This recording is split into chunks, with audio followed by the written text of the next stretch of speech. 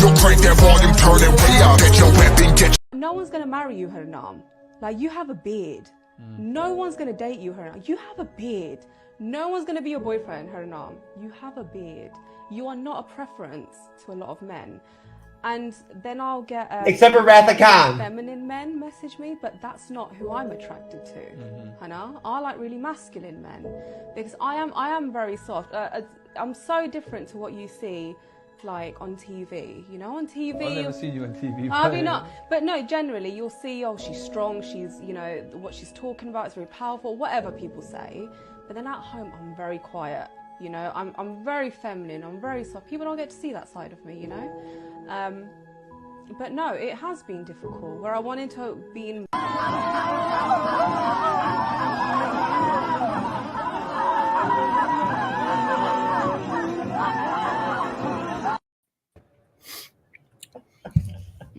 Well, there you go, folks. Welcome to the MCU'S Bleeding Edge.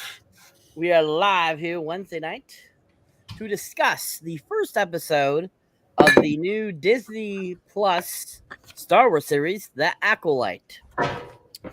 So we're going to be talking and discussing The Acolyte tonight.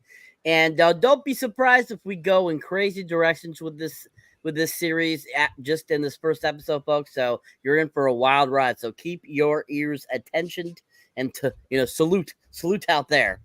Anyways, so of course we have a great panel with us tonight. We of course have my co-host, Mr. Jeff S. TrueKnowledge himself. How we doing, Jeff? Sir, it is a fucking wild time every fucking time I sit behind this fucking goddamn microphone, motherfucker. You know what I'm saying? Every single time, you never know what might happen. That is true. Just like life. All right. So we of course also have joining us Mr. Ben. How we doing, Ben? I'm doing great, man. How are you?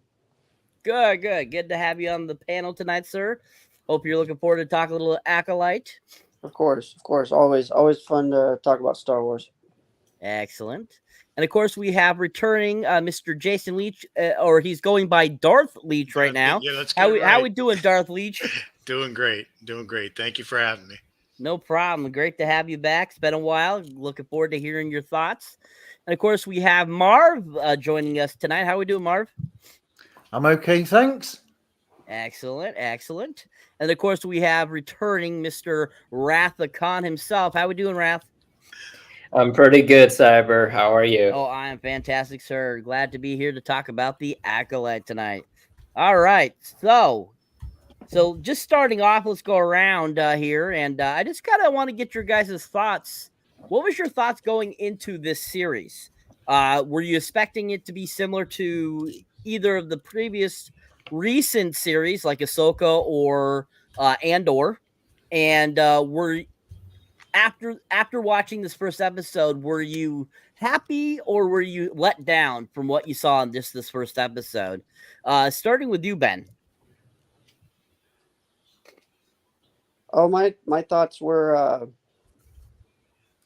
it was a pretty open mind. I tried to keep an open mind. I heard a whole bunch of negative rumors about this show going into it from like all the Star Wars channels, all the basically the fan base. But I tried to keep an open mind. I'm always good to watch new Star Wars content. I'm excited about it, and I'm excited to get moving. So excellent. Thank you, sir. All right. How about you, Darth Leach? I had zero expectations going in. I was reading some stuff online, but I tried to ignore it for the most part. Storyline. I thought they gave a little bit too much away in the trailers, because you already knew there's twins involved, and Carrie twins. So and I like the story. I like where it's going as far as the writing and the cinematography and everything like that. But I think we're all talking about going to eventually be talking about the same thing, and this whole Disney over woke thing. So I did like the story. I'm going to stick with it, but it might be a little painful at times. All right, thank you. Rapid Con, same question, sir. So going into this, I was expecting it to be woke, considering that the New Republic books, they were also very woke. So being the first ever show to represent the New Republic, I'm like, this should be no different than the books. Do you mean the High Republic era, sir? Yeah, the High Republic, yes. Yeah, you know those books were actually like also woke. I don't know if you know that. No, I didn't know that, sir, but thank you for illuminating us. Yeah, so I mean, if you pay attention to like the novels, it's like you would already expect that stuff. As for like the timeline and like how things are going, I expected it to be both like a movie where if you didn't read the novels, you can go into it and feel like you understand everything, that you don't feel like you're out of place. But at the same time, if you read the novels, it's also expected that when you see the show, it's like, oh, we left off on here from this previous book, and now the story continues with the show. With the first episode, it was pretty good, I will have to say. I have to give credit to Disney for keeping us hooked throughout the entire first episode. Way better than Shogun episode 1. And I'll leave it there. Okay, thank you. Marv, same question, sir. Yeah, I try to have no expectations at all, and I hate to be the person who everybody's going to fire, laser blast at. But I actually don't know anything about the High Republic at all. Although, I mean, I watched the original films because I'm that old. Back in the day. So I don't understand any of that. But it's like everything that I go into. I always try to go into everything with an open mind, not expecting, just expecting something and then finding out what it is at the end of it all. Excellent. Thank you. Sir Jeff, same question. Well, same as everybody else, pretty much. I mean, as far as what my expectations were going into episode 1, I really didn't have any. Like I had the fears, like we've discussed before. You and I have privately, and we've talked about before, like outside of the show. I've had fears about people. And shout out to everybody watching us right now, by the way, everybody in the audience. We appreciate all of you. Fears because of the people, the person running the show, and some of her comments and things that she said publicly and whatnot about wanting to make Star Wars gay and shit like that and whatnot. Like, when I heard that, I'm just like, what, are you kidding me? But then like everybody else, you try to be optimistic, right? Like you try to go in and be optimistic, right? And you hope that it's going to be okay. I'll tell you, as a newer Star Wars fan, the first episode almost hooked me a little bit. It did. But then when I gave it a second watch, I saw the flaws, and I was like, this really wasn't all that good. Like, it wasn't not a good start. And I watched both episodes, and episode 2 is not any better than episode 1. So, you know what I'm saying? I'll put it out there right now. Very low expectations, very low, and just like hoping for the best. And I'll save the rest of my bullets for later on during the show. Why? So I can shred everybody in the panel and win the fucking Shogun Award, baby. What's up? Let's get it, motherfucker. Andre's the pop culture guys here. Now I'm ready to fucking go. Andres, what's up, motherfucker? Look who's back. Leech is here. What's going on, buddy? Hey, what's up? Hello, everybody. It's time card. I know. I feel bad we don't have intro music for him. I got rid of that Dr. Phil, intro music when I used to play for him and whatnot, So like the only thing I can really think of that I can play is this.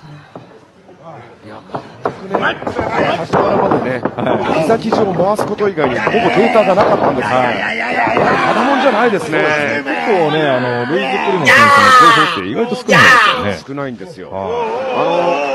SNS でね、膝生地を回しながら戦う姿の動画がですね、めちゃくちゃバズったんですが、そのバズった以上の情報が入ってこないんですよね。今度はピザ。 Now, who said wrestling's fake? Man, right? Explain that. Right. Oh my god. There we What go. was- There's our What was Andres introduction. thinking when he was going into the series? For real. Yeah. Oh dear. So welcome love that. to the fold there, Andre. So I would just go around asking the panel what their thoughts were going into the Acolyte. What are your thoughts, sir? Just brief. I mean, I wasn't too excited for the show. I mean, it was just, I think the marketing for this show particularly was probably the worst of any Star Wars show. Like, I mean, the trailers just didn't kind of like convince you to watch the show compared to maybe other trailers that we've seen as of late. And I don't know why. I mean, it was just kind of weird, because the premise of the show is kind of interesting when we get into the full review. But yeah, I just wasn't really excited. I mean, despite really great cast, I was like really excited to see, Daphne Keane, the actress from the Hunger Games. She played Rue in the first film. So I didn't know that was her playing the main lead. That was really cool. And of course, Carrie Ann Moss from The Matrix and Memento, and then of course the Squid Game actor. So I mean, great cast, but I just feel like the trailer just didn't make me really excited for the show. But seeing episodes, I'm excited to talk about them. All right. Thank you, Time Cop. Good job. All right. So this episode is called Lost and Found, or Lost Found. First episode of the Acolyte, which they did drop 2 episodes yesterday. For those out there that did not know that, we're doing the first episode for you guys. We'll be doing the second episode next week for you guys. So keep on watching, all you viewers out there. So basically, how the episode starts off. They're on Udea, and we basically are introduced briefly to Indara and into our assassin, who we do not know the name of yet. And basically they battle out. And while Indara's trying to save a person that's in the cantina, she gets killed. And you're kind of like, wow, they promoted this person to be it seemed like she was supposed to be a mainstay of the series. Yeah. And yet they kill her off right at the beginning. I'm like, what the hell are they doing? So we get that death. And then that's when we're introduced to Osha Ray. And that name, Osha, it made me want to think of the company that does all the safety checks for businesses. In the government organization. Yeah. Yeah. OSHA. I'm like, that kind of sounds like that. So that's just kind of weird. But we're introduced to this character, OSHA. And as we're introduced to her on this space station that she's working at, we get introduced to a couple of Jedis, and they basically are there to arrest her. And because person of her description, her look and everything, is the one that was basically ID'd for killing Indara. And so they're there to arrest her because, with this eyewitness, they can't just go, oh, no, well, you could be mistaken, sir. So they end up arresting her and going to take her to Coruscant. So we'll stop there. You want to go too far. So what are you guys' thoughts kind of that beginning intro of the episode? What did you think about Indara's short little sequence? Were you surprised that she was killed off at the beginning of the episode? What did you think of the action? What did you think about the kind of the introductions of a couple of the characters? And just overall, what did you think about kind of that first segment of the episode? I'll start with you, Marv. Yeah, because we were speaking about this earlier, weren't we? Yes. I had a problem with that because of the use of or misuse of Carrie-Anne Moss. Such a great actress in things that she's been in. I mean, The Matrix, for crying out loud. But and then in a sense, I actually thought that what she did there was probably better than some of the action sequences later on in the episode, in a sense, because she's got something about her that she's very good at what she does in this, but I just had a problem with them getting rid of her at the beginning. It's either a really clever bit of casting, or they've got rid of one of the best actors on the show quickly. Excellent, thank you. Going on to you, Ben. Same question, sir. What did you think about the first beginning of the episode up to when OSHA is arrested and being transported to Coruscant? I really like the action with Carrie-Anne Moss. I mean, she's one of the original badasses from my childhood with the Matrix, and seeing her fight like that again was a real treat, I think. It was very shocking that they killed her off so fast. I was just like, it was also kind of predictable too, you know, the whole Jedi will save somebody when the bad guy will then kill the Jedi because the Jedi is trying to save somebody else. But I wonder the same thing about Marv, like it's either clever or they just really killed off one of their heavy hitters really quick. It could be like a Chernobyl thing where like maybe one of the main characters dies right at the beginning. And we just then get a backstory with it, which is what I'm hoping for. And then leading up to the arrest, I think it was good filling in, like you're getting to know the characters, everything. I mean, I was pleasantly entertained by it. So I have really no complaints up to this point. It's pretty solid so far. Okay, excellent. Going on to you, Andreas Time Cop. Your thoughts, sir, on the beginning of the episode. Sure. First off, the production design for these Star Wars shows have been very consistent, very good. I mean, I dug this, little town they just created. I mean, the creature effects and all that, it hasn't lost really any quality. So I really appreciate that. But yeah, I thought that the Carrie-Anne Moss thing was, I was shocked that they killed it off just that quickly. I was like, what the hell are you doing? First the trailers, this was just like, oh my god, I can't believe they did it. But I gotta hold that thought. I think I agree with Ben. Hopefully during the show, like during these next few episodes, we can get some flashbacks of the main character and Carrie-Anne Moss character, maybe in these flashbacks, maybe hopefully to like expand upon the backstory and all that, and this event they're talking about, that we'll get into later. So but besides that, I thought the action here was pretty awesome. I mean, apparently the showrunner just wanted her to be in the show, she wanted her to be Trinity with the Lifesaver, and we got that, and it was so cool. And I was so happy she had green. I don't know if that was intentional, because the Matrix is a lot of green. I didn't pick up on that, but yeah, you're probably right. Yeah, I was laughing, in my head. I was like, that is so convenient. And, of course, the MCU, we're reviewing the Matrix films, and, we just got past to the second film, and it's just so weird that they picked the green lightsaber. That's funny.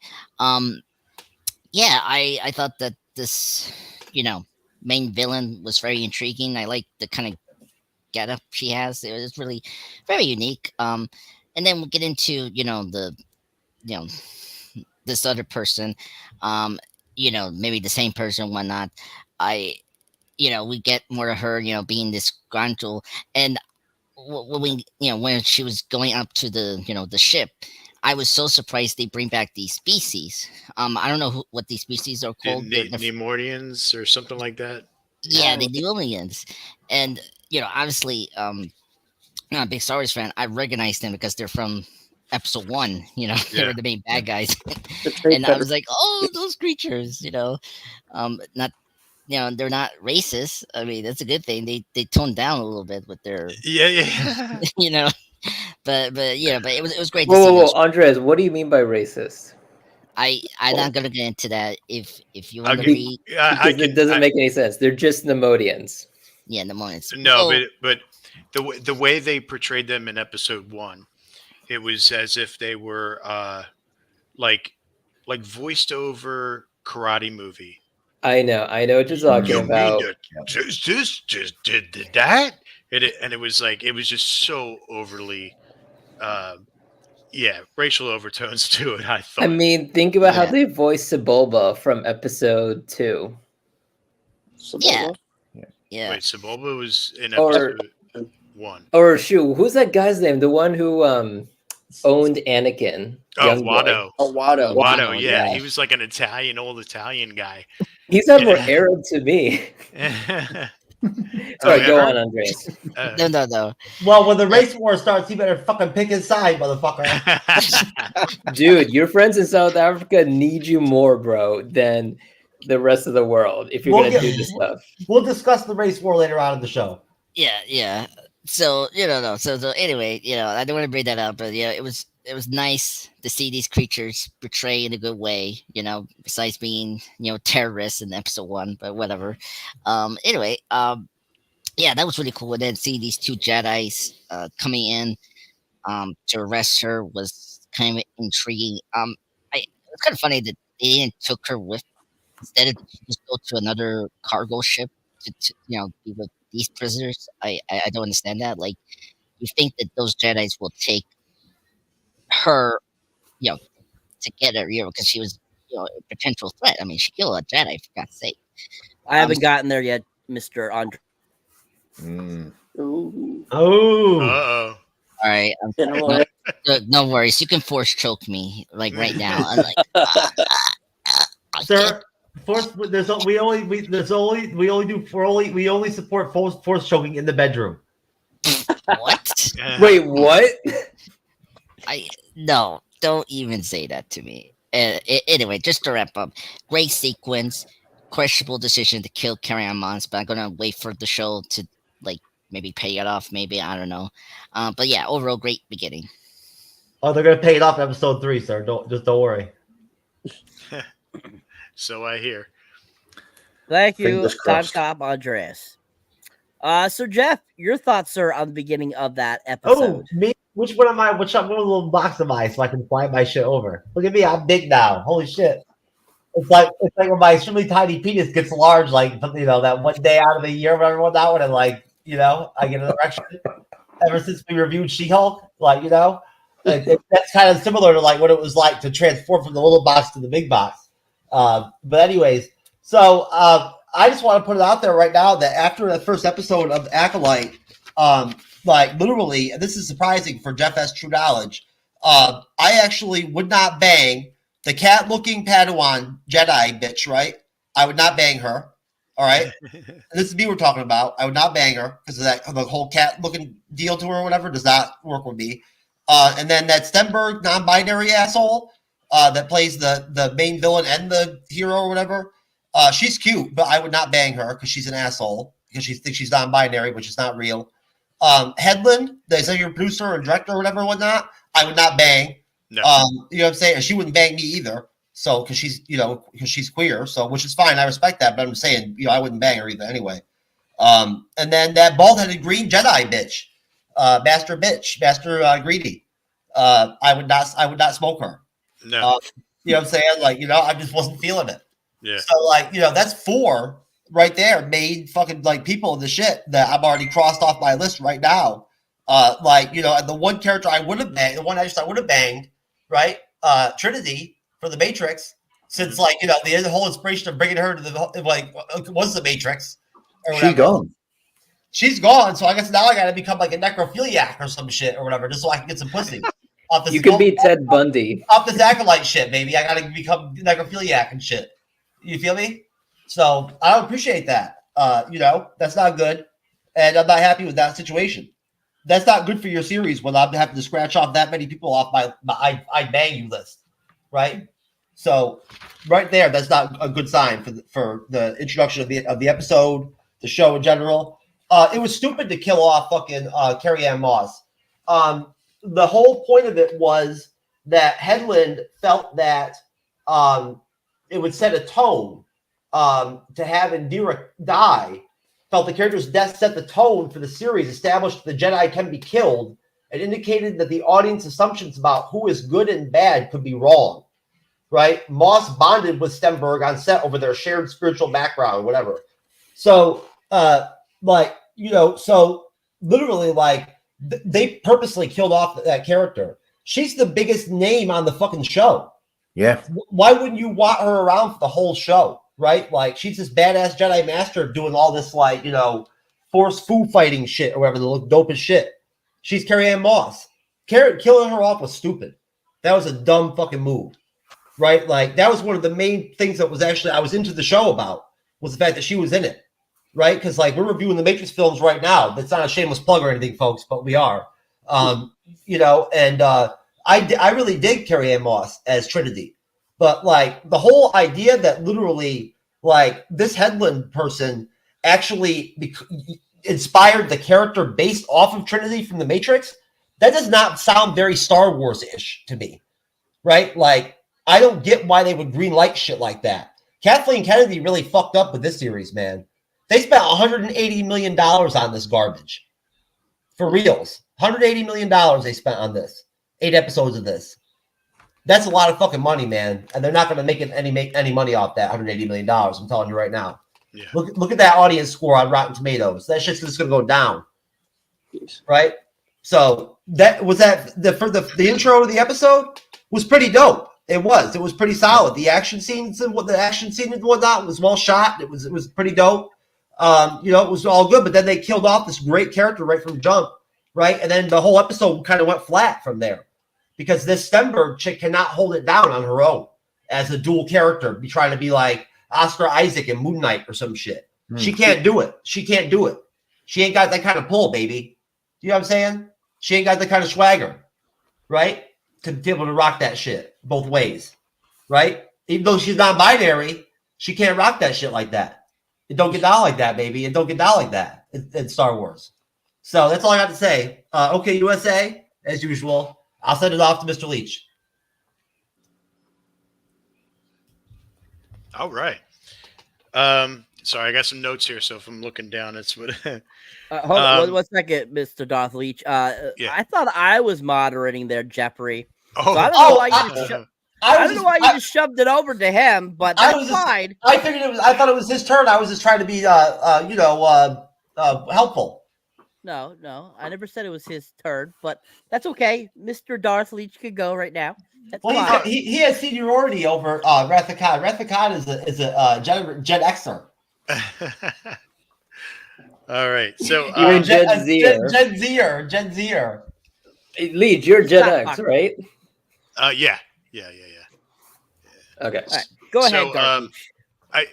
I thought the death of Carrie Ann Moss's character was kind of like Drew Barrymore in Scream, where they got a big name for this new franchise that nobody really knows anything about.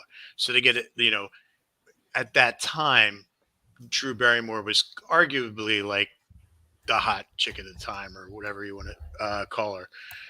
She was like the it person. So the fact that they killed her off in the first 5 minutes of the movie was like, whoa, and it just blew everybody's minds. So I think they were trying to look to do something similar to that. But I did like the parkour and like the Matrix-esque Jedi moves and things like that. I thought was really cool. And I hope to see more of that, especially when they're running up the railing of the stairway. Yeah, it just reminded me a lot of Kill Bill. That scene with the 101 maniacs come in. It just very reminiscent of that. I was very surprised that right away they revealed that there's twins. You know, I thought that there was going to be some kind of Twins. Yeah. Twins. So you see it in the commercial. So it was they already like, you know, told on themselves there. But I thought the reveal was going to be much later. But and the other thing, one thing I caught when the girl was going into, I guess it was May, was going into the village. She stopped at the beginning and bribed this guy and says, "Where is your Jedi?" Almost as if the Jedi are acting as like a sheriff maybe, or a deputy for certain areas, almost like they're keeping the peace there, and they've always been known as the Guardians of Peace. So I had a feeling that Carrie Moss's character was kind of like stationed there, and because what was the guy's name? Master Saul. He was somewhere else doing this, you know, the same type of thing, and same with the Green Broad. So yeah, and the other thing that I thought was telling was, or a little mysterious, I should say, was when May's tattoo was revealed right here on her head, which her sister does not have, and Carrie Ann Moss knew exactly who she was right at that moment, and of course assumed that she was dead the entire time. And there was a little bit of a like a facial change in Carrie Ann Moss, like oh shit, I thought we got rid of all the evidence, or whatever you want to say. So I think the Jedi did something like extremely bad to these girls, and maybe even a larger group. You know, there's flashbacks to a fire. May was assumed to be dead, so I think we're going to see Carrie Ann Moss again. Just because she died in the first episode doesn't mean that, you know, they're not going to have flashbacks and stuff. Yeah. So I hope to see her again. And I'd really like to see more of the like Jedi just kind of set loose type thing. Leech, I thought that facial tattoo was a part of her non-binary shit. You know what I'm saying? Could be. I don't know. I don't follow that closely, man.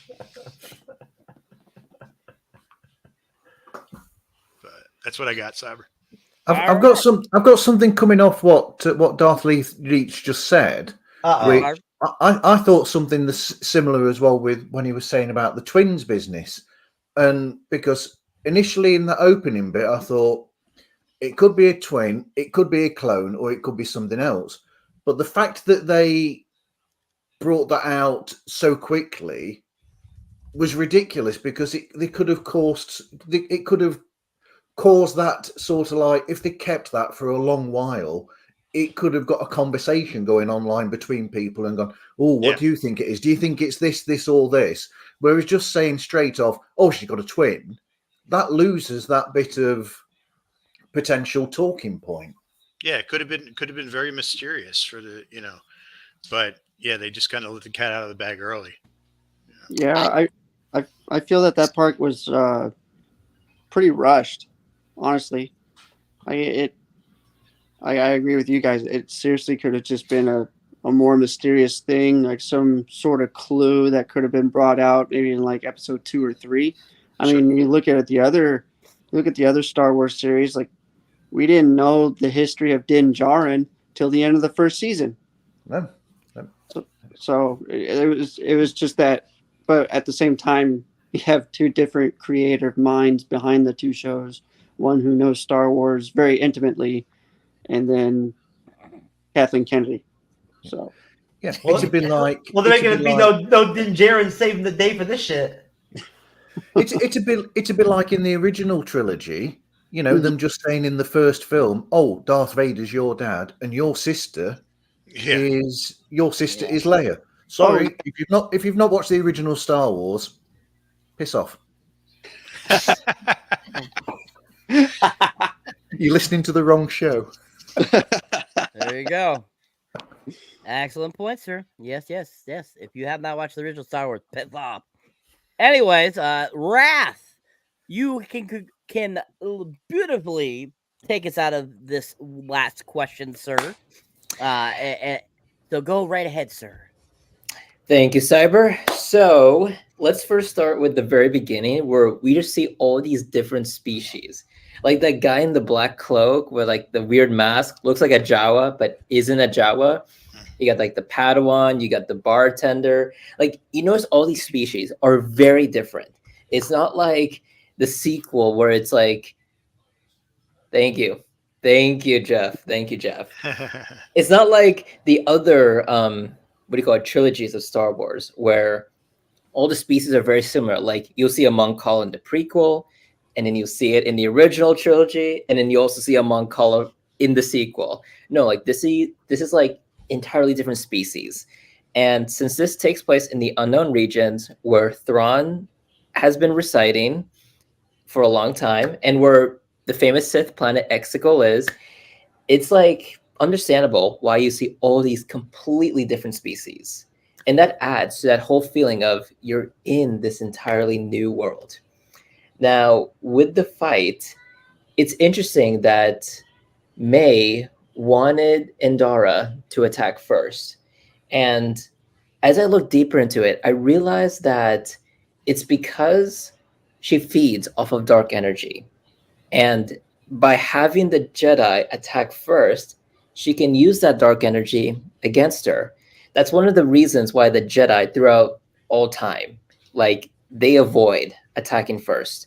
It is subtle in the other trilogies, but here it's obvious. They state it as the obvious.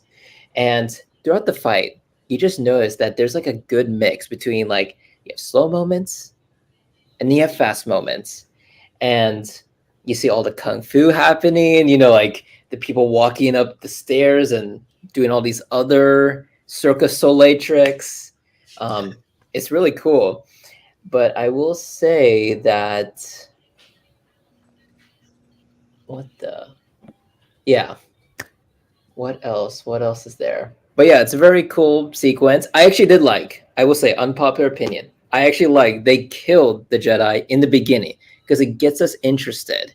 If they did not kill the Jedi, it's like, okay, what is there to watch? Like, she ran away. That's the story. By killing the Jedi first, it becomes really interesting. You become not engaged. Yeah, engaged into the series. You want to see justice for that Jedi, that same person who was in the Matrix and other movies. What else? Oh, final thing. If you pay attention closely to the fight sequence, the music, I don't know if you guys know this, but the person who made that music is the same guy who made the music for the movie Us and the movie Get Out. I'm talking about Get Out by Jordan Peele. Yeah. Yeah, I know. Oh, okay, that makes sense. Oh. Yeah, very cool. So I guess Kathleen Kennedy, like, she chose a good music person. I'll give her credit for that. And for the fight scene. That is all, Cyber. Thank you. Excellent. So we have a person over in the chat here called Cool Bro that has mentioned a few things. He thought he was okay. He says, I'm assuming he, because it says Cool Bro. I like the High Republic era, but it's not easy to kill a Jedi as depicted at the beginning of the first episode. I agree there. Also, he talks about Matt Walsh's There's video, nothing wrong with Cool Bro with being on Matt Walsh's channel. Matt Walsh is a respected, highly respected gentleman that knows what he's talking about in his field. So there's nothing wrong with whatever, something will be about Matt Walsh's channel. Nobody was saying that, so I don't know why you even butted in there. Oh, okay. Jesus Excellent. fucking Christ! Will you let me finish my fucking sentence? Good God, bro. Anyways, I'm enthusiastic, sir. Enthusiasm. Yeah, you need to be bitch slapped. That's what you need to be. Anyways, yeah, okay. Good luck with that. I bitch slap you right now. Anyways, so yeah, the Matt Walsh's channel, which I've actually seen the video, there's a lot that she mocks about Star Wars, and she's come out saying that she wanted to mock Star Wars. So yes, I totally agree there, Mr. Cool Bro. And then he says, "It is just me, or did the rocks of the snowy planet feel not rocky?" We haven't gotten that far yet, but yeah, I get what you're saying about there. And he's like, "Oh, sorry, I was just mentioning this video. I was recommending it." Yes, nothing wrong with recommendation. Thank you, sir. Excellent job. Anyways, so great job, guys. Really great. What everyone was saying about how they thought the action in the beginning sequence was so great, I thought it was kind of a mock-up of just too much similarity to the Matrix. I know that they, made Indara very much basically Trinity in Jedi form, and the green lightsaber, I mean, was a complete giveaway. And I thought the action was just a little too, very too simple. It wasn't. I didn't think it was that greatly done, put together. I honestly, personally, didn't think that it wasn't a really great shout out to the Matrix. Simply for the fact that the Matrix and Star Wars are two completely different universes. The Matrix is supposed to be about reality and non-reality, whereas Star Wars is completely fictionalized. It's not based on any reality. So those two similarities there that are completely different. So I didn't feel like them trying to play it off like she was Trinity from the Matrix as a Jedi. I just thought that was kind of, as you would call it, it was basically taking something and trying to make it seem fresh, and it really wasn't. And so I just didn't think that it was as great as everyone else was thinking here. But overall, I would have to say that the beginning of the episode, it was pretty much a good indication how the rest of the episode was going to go. And I definitely agree with Mr. Andres about the lead actress can't lead at all in this episode. I mean, I feel like the whole time I was watching her do a Second City try or something like that. Her trying to portray like a B-rated horror flick. Her acting was. So yeah, I completely agree with Andreas on that. But overall, I think myself, I thought the beginning was okay. And I agree with everyone with, definitely Carrie-Ann Moss could come back in flashbacks, most definitely. But at the same time, I agree with pretty much anyone that's mentioned that killing her off her quickly, I don't think was the greatest idea, especially when she's your biggest ticket in the show and what pulled a lot of people in from that trailer too as well. Because I'm guaranteed that most people watched that trailer and they were like, Carrie-Ann Moss, hell yeah, I'm down for this. Like Mr. Leach had brought out about the Drew Barrymore thing from Scream 1, where, basically, if you don't know, she purposely asked them to kill her off at the beginning scene. She said, I'll do this if you kill off my character right away. That's why they did that for that film, because she said that she felt because she was such a high power compared to all the other actors and actresses in the film at the time, that she didn't want to take away from those actors and actresses because they were going to do an upcoming, people. And so she decided, I'll do this if you kill me off right away. So I don't think that was the same thing going on with the Acolyte here with Carrie-Ann Moss. I don't think that was the same thing, but I get what Mr. Leach was talking about there. I totally get that. But overall, I think that, majority of this episode really was told in this first little intro, giving you an idea of what you were looking for towards the rest of the episode. So great job, everyone. Great job. But they've got her all over the promotional pictures as well. So you go on to Disney Plus, onto the page that's for the Acolyte. She is the main person that's there on the thing. She's bigger. Her image is bigger on that than everybody else on there. So they're deceiving by saying that she's a major part of it, unless she comes back in like flashbacks or whatever. But that's the same thing with Drew Barrymore. Like, if you look at just the first film of Scream, I'm sorry, you look at the first Scream poster, Drew Barrymore's face there, but so it's the thing with the Scream, that opening shocked you. It was supposed to shock you that this actually happened, and it makes the film of the universe more grounded and more terrifying when you go along in the film because of Ghostface. But here, Raph brought up something. He liked it because it set up the stages of the story. I disagree with that, because it's not like Watchmen. Like Watchmen did that with the comedian, and he dies like right away in the beginning of Watchmen. But here, my problem, we'll get into the episode, but my biggest problem, they're focusing on something else that we all don't care about. And and they should focus on the death on this Jedi, but I have a feeling they're not going to do that. But we'll get to that. All right, great job, guys. And Captain Breeze ass, yes. That is that. Okay. Wow, that picture just gave Jeff 3,000 points. Good job, sir. Now, if it had been Chloe Zhao, you got 5,000 points, but she's next. You chose Brie Larson first, so just FYI. Anyways, great job, guys. Excellent. All right, so another thing I wanted to go over briefly too was the Matrix references in the beginning sequence. Majority of I felt like enjoyed it, liked it, but if you were to look at it as, say, somebody has never seen the Matrix, or if you had never seen any Star Wars films, how would you think you would view it if you hadn't seen that before? Just overall thinking, like, did you think that they mimicked the Matrix very well, or do you think that they could have done better with that? Starting with you, Darth. I think I would have liked to have seen more. We've waited a long time to see Luke Skywalker as, this great Jedi that we all knew that he could be, and we didn't really get to see that until like The Mandalorian. So I was kind of hoping that, they would step up their game and show a little bit more of what Jedi can really do, and maybe they'll touch on it. I later in the series, I don't know, but I definitely would have liked to have seen more from that fight scene for sure. Yeah. Excellent. Andres? I guess for me, I kind of wonder why she doesn't have the other character that killed Carrie-Anne Moss. Like why she didn't have a lightsaber. I feel like it was kind of just weird.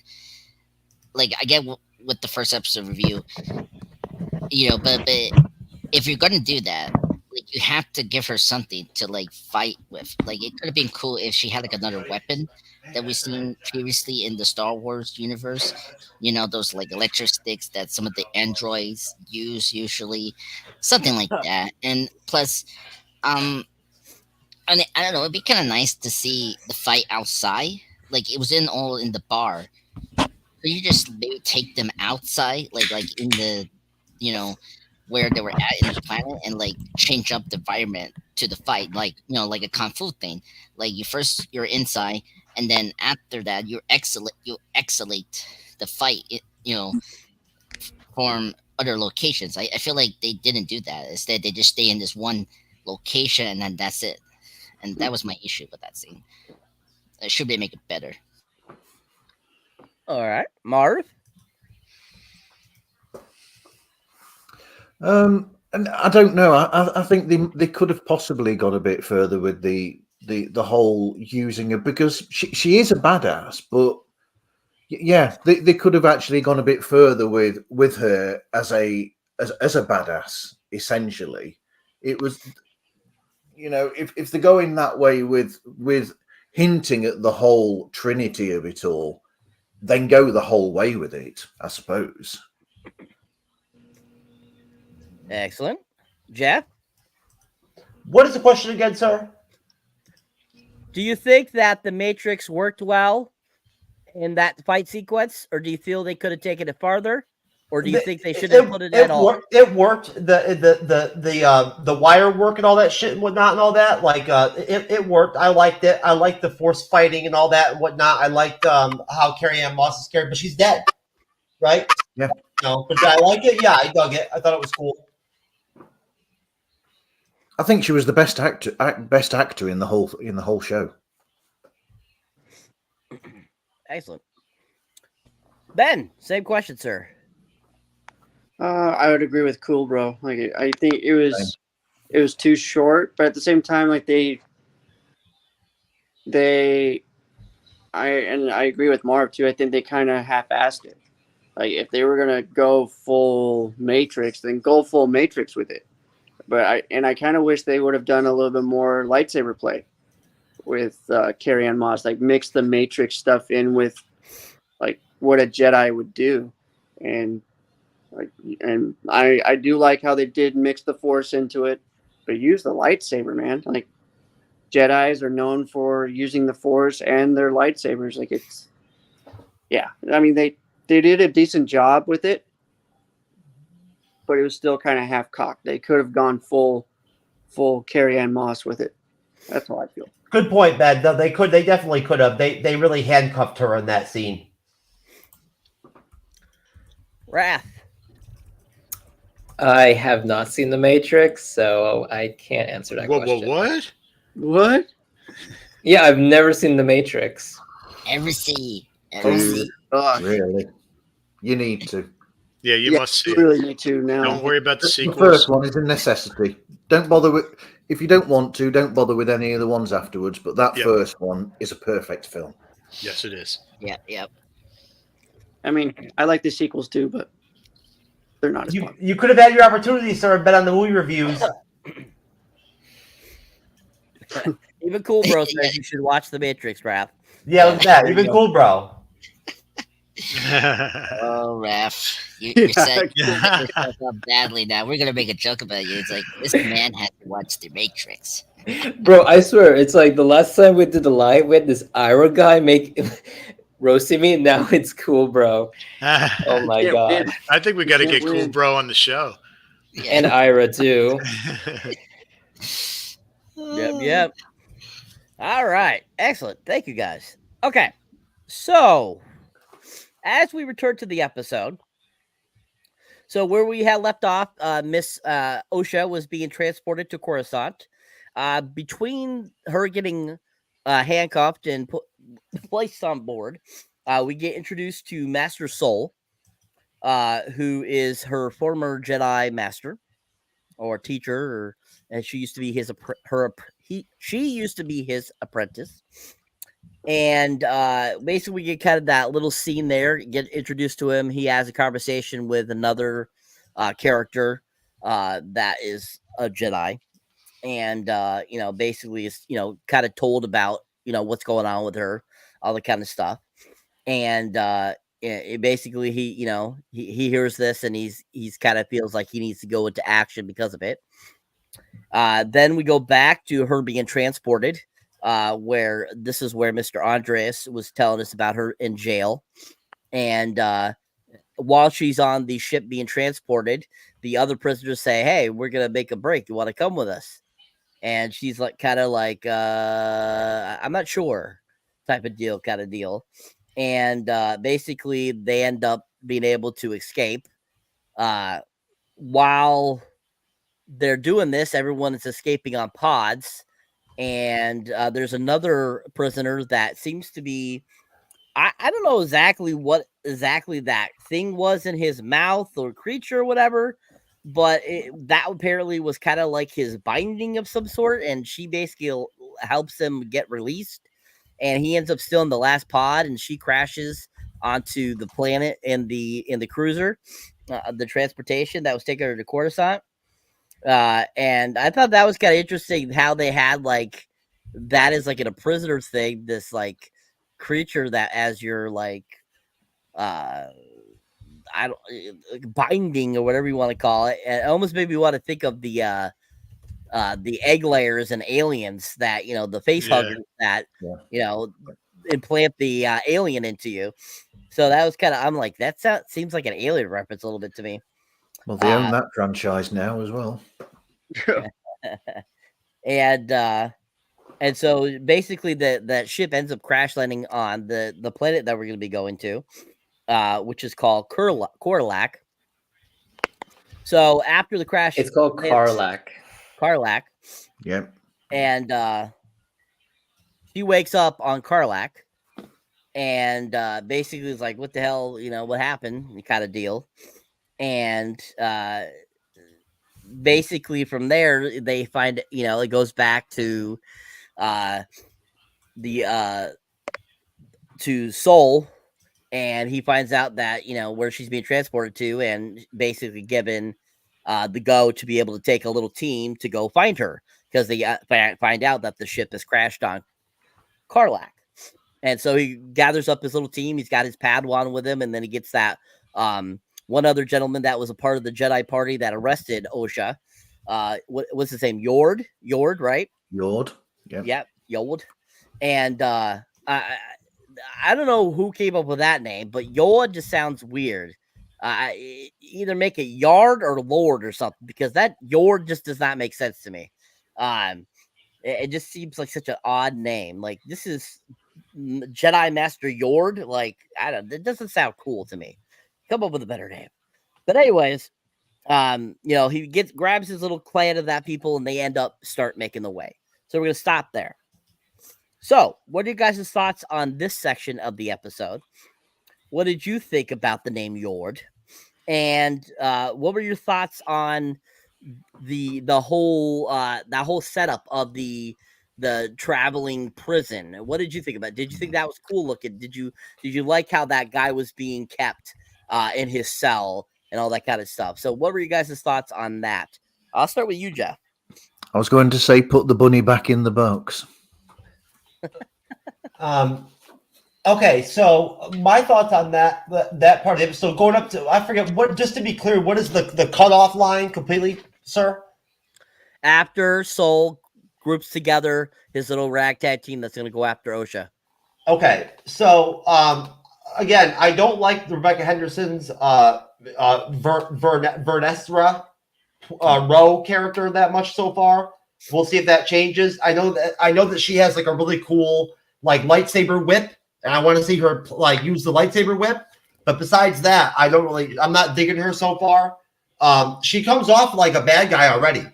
Like you get the sense that like she's already hiding something almost, right? Like there's obviously something going on. Honestly, it's so funny that when you actually look at the description of like how Hedman or whatever her name is, laid out the show, when she talks about Amanda Stenberg that plays Osha and May, she actually says that the yin yang aspect of their dynamic is supposed to be the concept of it. It's supposed to represent May represents the yin, with Stenberg describing her as intuitive and acting based on emotion, while Osha represents the yang with a more masculine facade, hiding her fragility. Notice the word masculine, playing off the non-binary shit. So it's woke. It's woke bullshit. Like it's all inspired by woke bullshit. This whole deal, this whole dichotomy with the twins deal and all that and whatnot is inspired by woke garbage. And I don't like that shit. I like the Jedi Master that the guy from Squid Games plays, Soul. He seems pretty dope. I liked seeing him with his with his students and all that, and then seeing him interact with the other characters and what we've seen so far with him. I've enjoyed him so far. Besides that, I really don't have much to say about the scene on the prison ship, really. I guess the little parasite deal was kind of cool or whatever. Besides that, not really much to say about that. How she survived that shit, I really don't even know. But either way, and then again, I'm not feeling the whole like cat girl deal with the Padawan. I'm not feeling it. I'm not digging it. Whatever alien race that is, I'm not feeling it. So that's where I'm at. Okay, USA, baby, let's go. Okay, USA. All right, good job, sir. Another 5,000 points for you, sir. Great job. Still, though, I have to say Marv is in the lead with 1,000,000 points just because he's so cool. Anyways, coming in next, let's hear from Mr. Ben. Your thoughts on that section, sir? That section, I really like Soul. I have to say, I like Jedi Master Soul. It's all about Soul. Yeah, right. He kind of reminds me of like that. He's the grounding character for the Jedi and all this. Like he gives that original Jedi feel. I don't know if I'm making sense, but that's like the actual Jedi that you would expect to see. And then like with the with the jail scene. I mean, it was kind of cool. That parasite thing was new. I like all these new different types of creatures that we keep seeing throughout this thing. But it just seemed like the action was okay. Trying to think too. The crash was really interesting. How basically she just survived by putting on her seatbelt. Like, and then just crashing it, going like no brakes, no nothing. It's just a full on crash with no explosion, and she's magically okay. But yeah, it was a little interesting. That part was weird, but the rest of it, I like Saul. The chemistry between Yord and that other Padawan is kind of weird, but we'll see how that pans out. Like, I feel like they're trying to make Yord look like the dumb comic relief, even though he was very serious when he was making the arrest earlier on. And he seemed pretty put together, but then all of a sudden he's turned dumb. It's weird. We'll figure it out. I hope it pans out, but it's a little weird. Excellent, Ben. Thank you. Before we move on, how about we share the trailer real quick to kind of give people an idea of what we're still talking about here, and then we'll move on with the questioning. If you have that ready, Jeff, we will watch it, sir.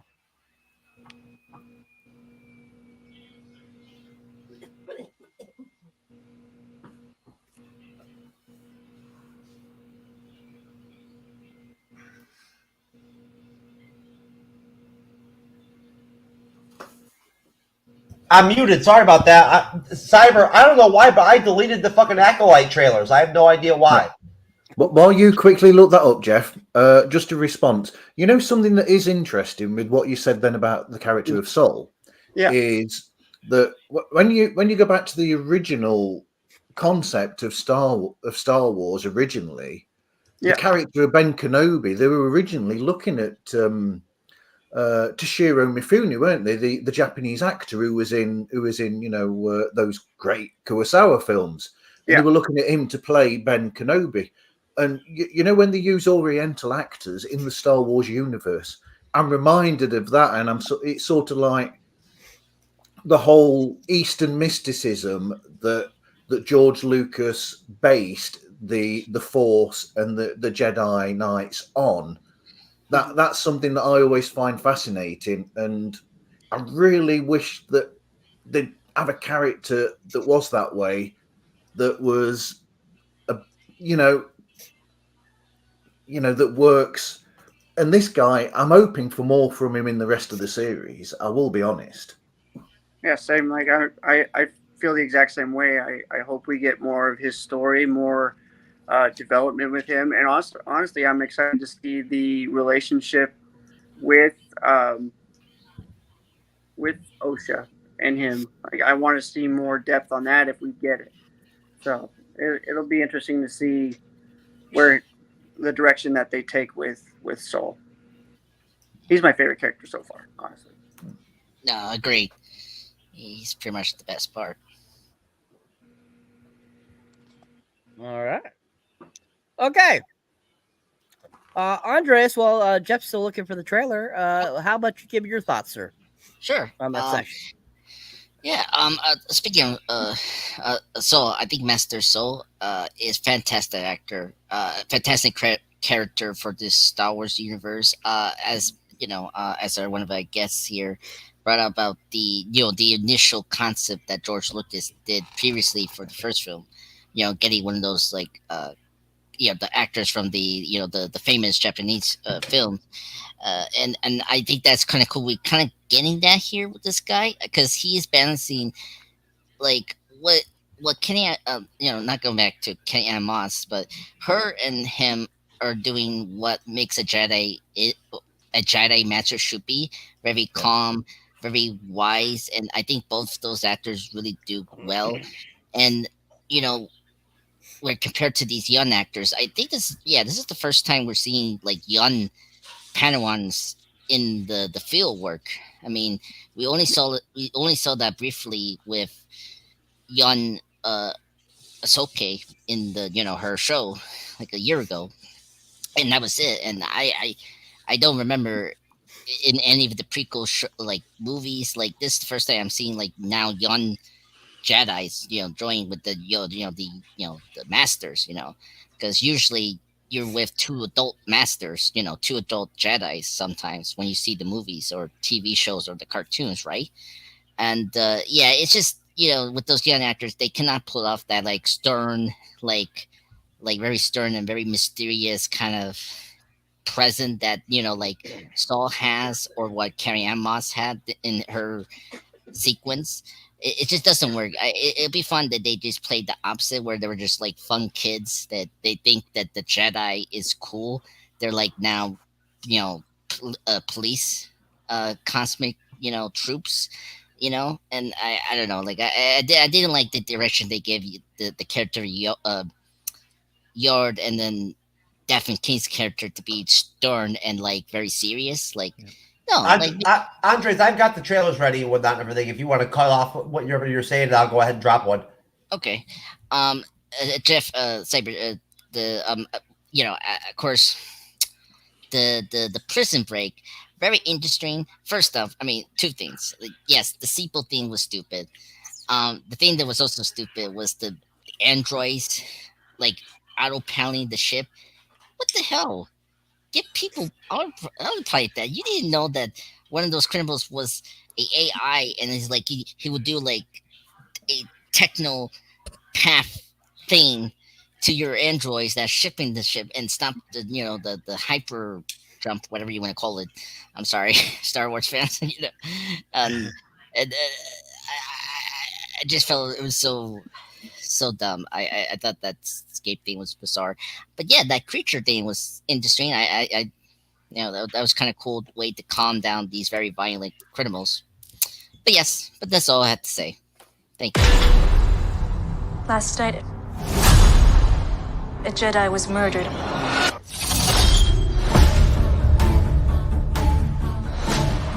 The Jedi justify their galactic dominance in the name of peace. But that peace is a lie.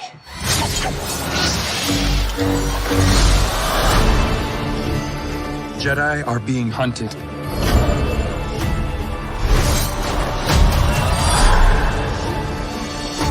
She was my student. I trained her. Let me be the one to bring her in.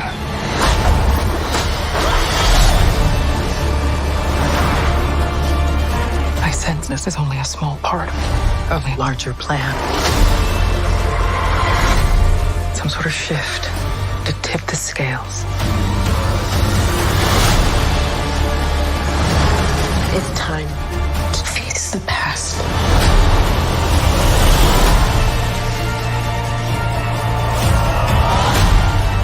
Destiny is not decided for you by an anonymous force.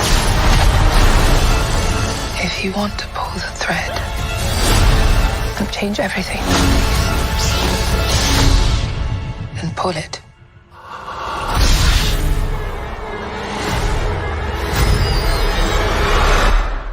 What are you?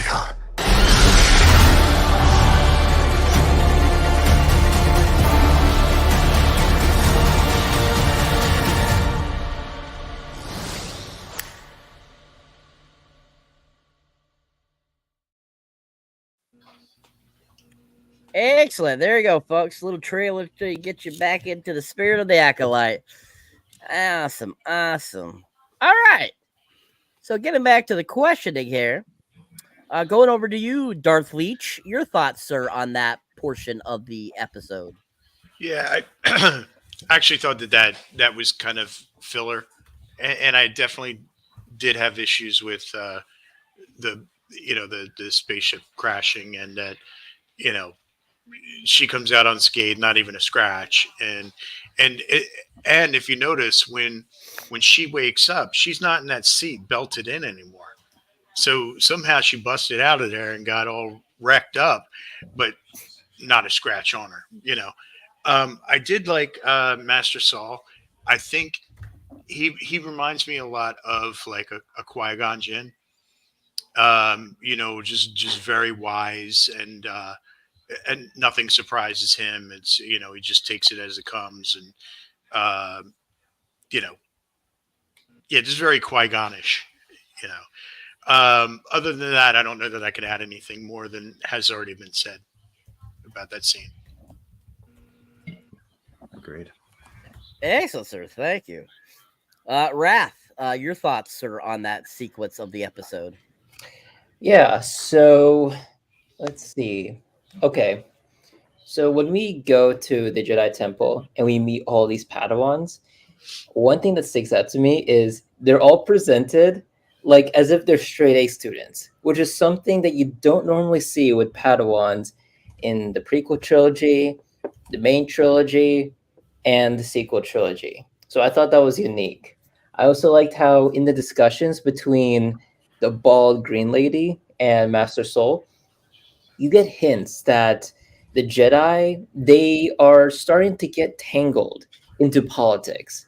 And whenever you enter the prequel, you notice that the Jedi are very involved with politics. So this show is just showing that these are the early stages of the Jedi entering politics, and they'll later become super political in the prequel trilogies. What else? Also, did you guys know that the actor who played Master Soul, I did not hear anyone else say this, but did you know that the guy who plays Master Soul was also the main character of Squid Game?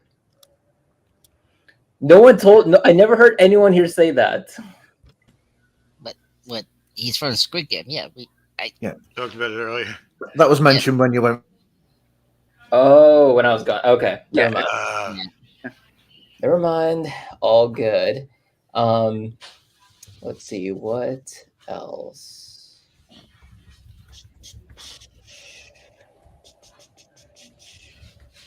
Okay, let's see what else hasn't. Oh, Karlach. Did anyone mention that Karlach was first shown in Clone Wars? No. Yeah, so actually Karlach was first shown in the Clone Wars series in, I believe, season 3. And in that specific episode where we first see Karlach, that's also the first episode we get to meet Bo-Katan. So, like, where we first see Karlach is when Bo-Katan officially enters the Star Wars universe. Very cool. Yeah, and that's also where Ahsoka has her first kiss with her crush. What's his name? The politician guy, Lux. Yeah. Cyber, did we also get to the part where they see the twin in a vision? No, not yet. No. Only the crash scene. Just to the crash. Yeah. The crash. Yep. Okay. What else? Including the prison, or did we include the Jedi prison part? That part was the prison. Yep. Okay. Did anyone say that this is the first time that a prison is shown in the Jedi Temple? No, nobody mentioned that. Temple? Yeah, this is the first time. Oh, because the only prison thing that we saw was the And ship, right, guys? Yeah, the ship. Yeah, it was just the ship. Jedi Temple prison. Okay, but no one mentioned that this is the first time we see a temple in the Jedi Temple, a prison in the Jedi Temple. No, this is the first time. This is the first time, yeah. Yeah. Okay, Yeah. cool. And then finally, did anyone mention that, like in The Mandalorian, this prison ship also made the mistake of not adding a Jedi in the prison ship to guard the prisoners, and that eventually led to, like, you know, the chaos that you later see. Yep. You missed. Was it Jeff who mentioned the AI person who could control AI or whatever, and they'd accidentally, stupidly got him on a ship that was being controlled by robots that obviously they could control because they've got the ability to control the robots. And I think that was Andres. Yeah. Was that you, Andres? Yeah. Yeah, I brought up. Yeah, it was weird. They did, stupid, very stupid. Saves having to pay cast. Yep. Okay, cool. That's all I have to say. Okie dokie. All right, down to you, Marv. Your thoughts, sir, on that sequence? I wish they'd have had, John Malkovich on there and all those other people from Con Air, because that would have been a much better prison break, to be quite honest. Because I just thought it was a bit, I didn't know whether it was necessary or not. I thought it was just, what was the point, really, to that section?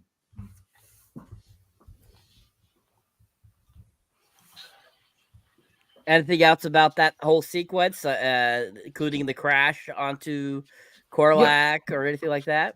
Yeah, like everything's been pointed out, really. That I thought, like the she seemed to be absolutely perfect. Her hair was perfect. Everything was perfect when she landed, and she somehow or another got out of there. Was she protected by the Force or something? Trying to make things up here. I thought that when I'm going back to the originals again, when they made the first Star Wars films, there was a bit of grime and dirt there, and I thought this series, when they go to the Jedi Temple, it's a bit clean, and the kids are all a bit perfect, and it's a bit sanitary, shall we say? I mean, it makes sense. I mean, we're like, remember, the original Star Wars was like after the fall of the Jedi. That's true. So it makes sense in the prequel that it looks shiny prior to the Sith ordering 666, right? Whatever it is called. Yeah. That he execute the Jedis with the clones. But that green character as well, she's already there's something about her that don't trust her. Then it's that sort of thing where there's no build there for that character either.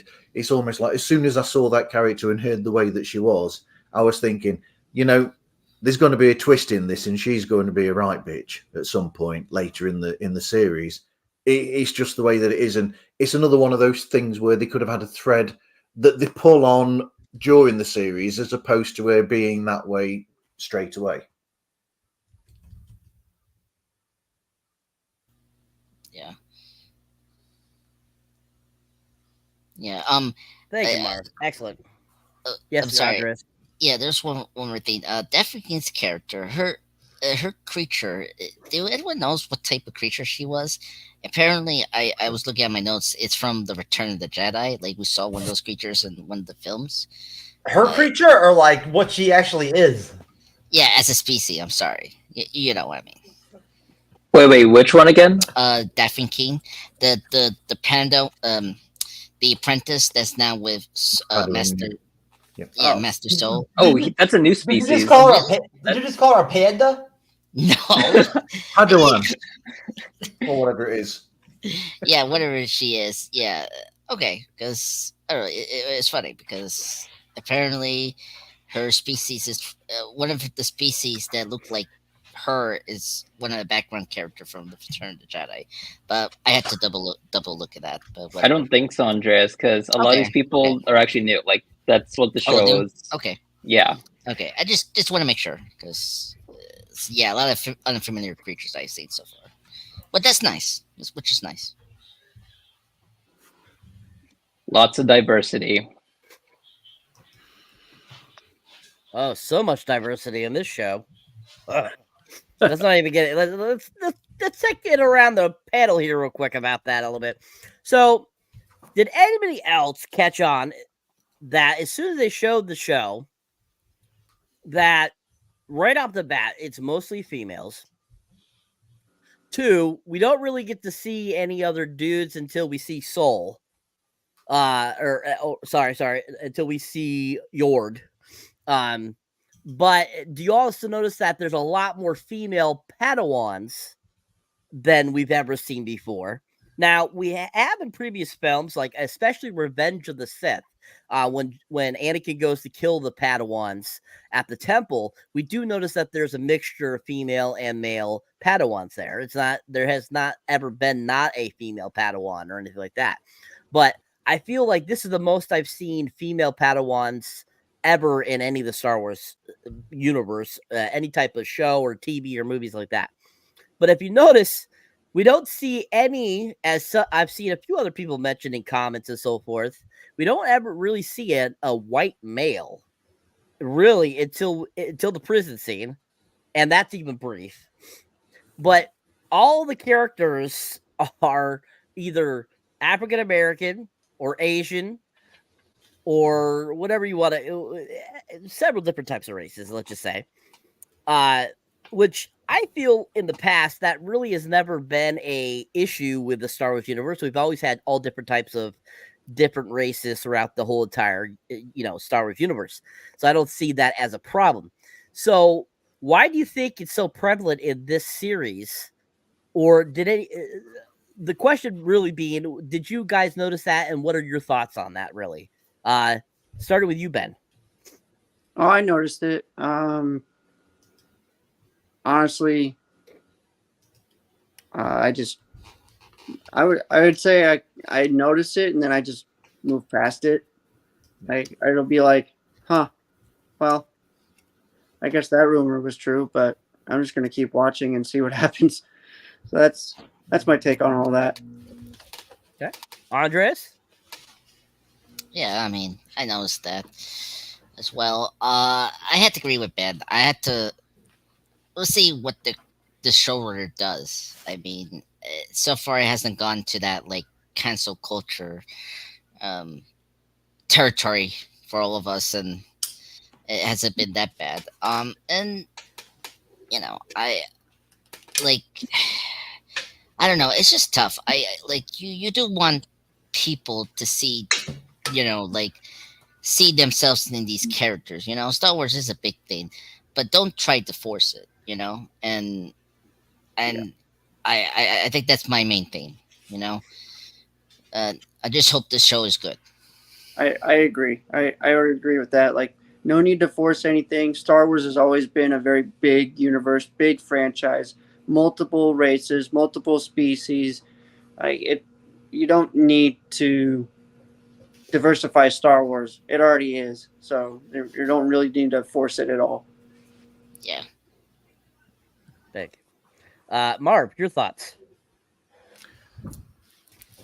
Yeah, but then again, that's the way that a lot of shows are going nowadays. Anyway, I mean, with Wrath being here, he will see the same with like the Star Trek universe, where they've had the same arguments about that with some of the specifically with Discovery. Yeah, they have too, Marv. But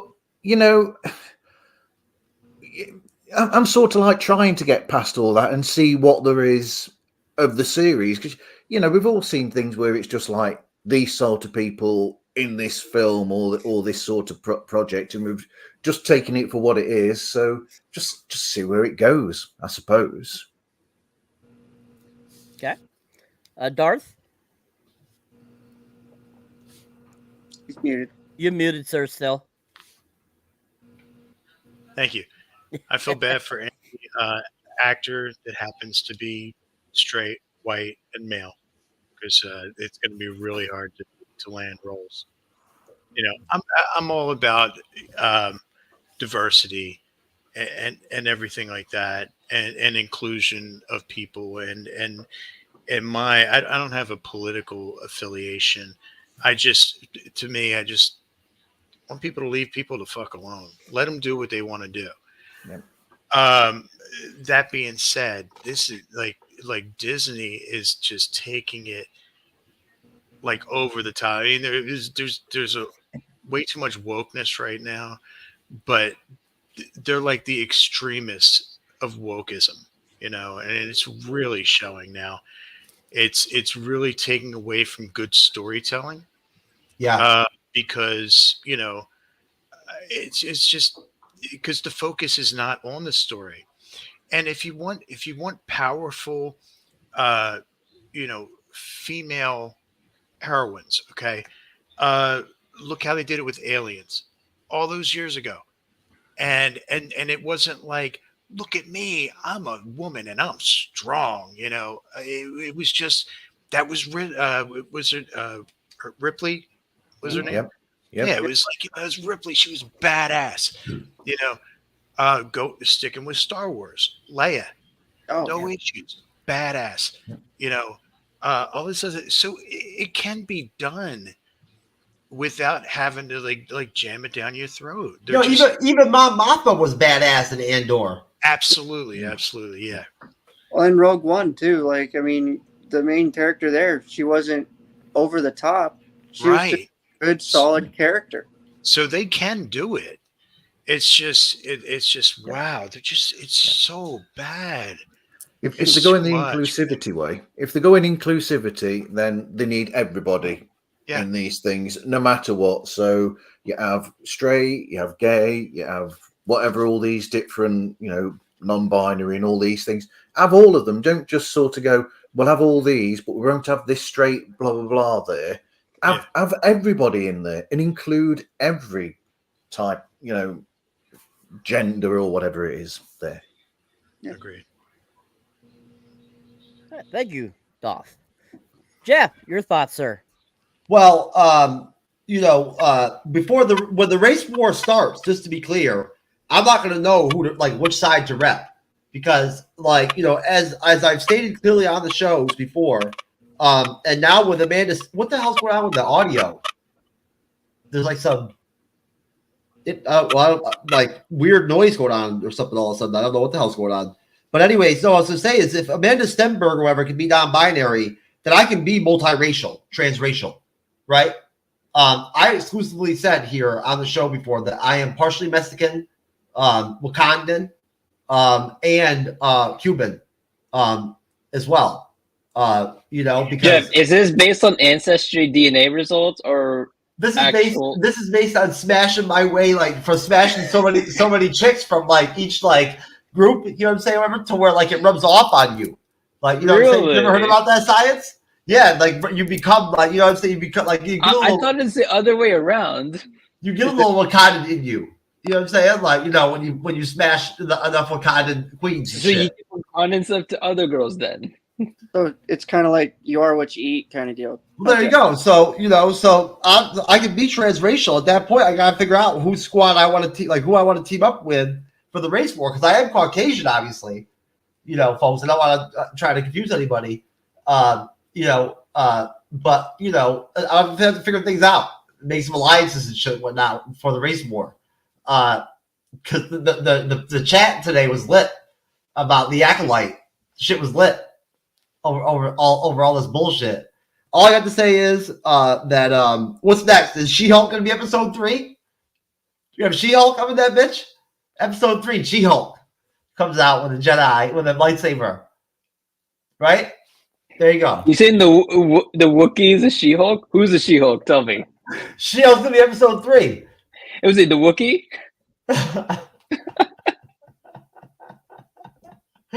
That's all I have to say. That's all I have to say, folks. That and Chloe Zhao has endorsed the series.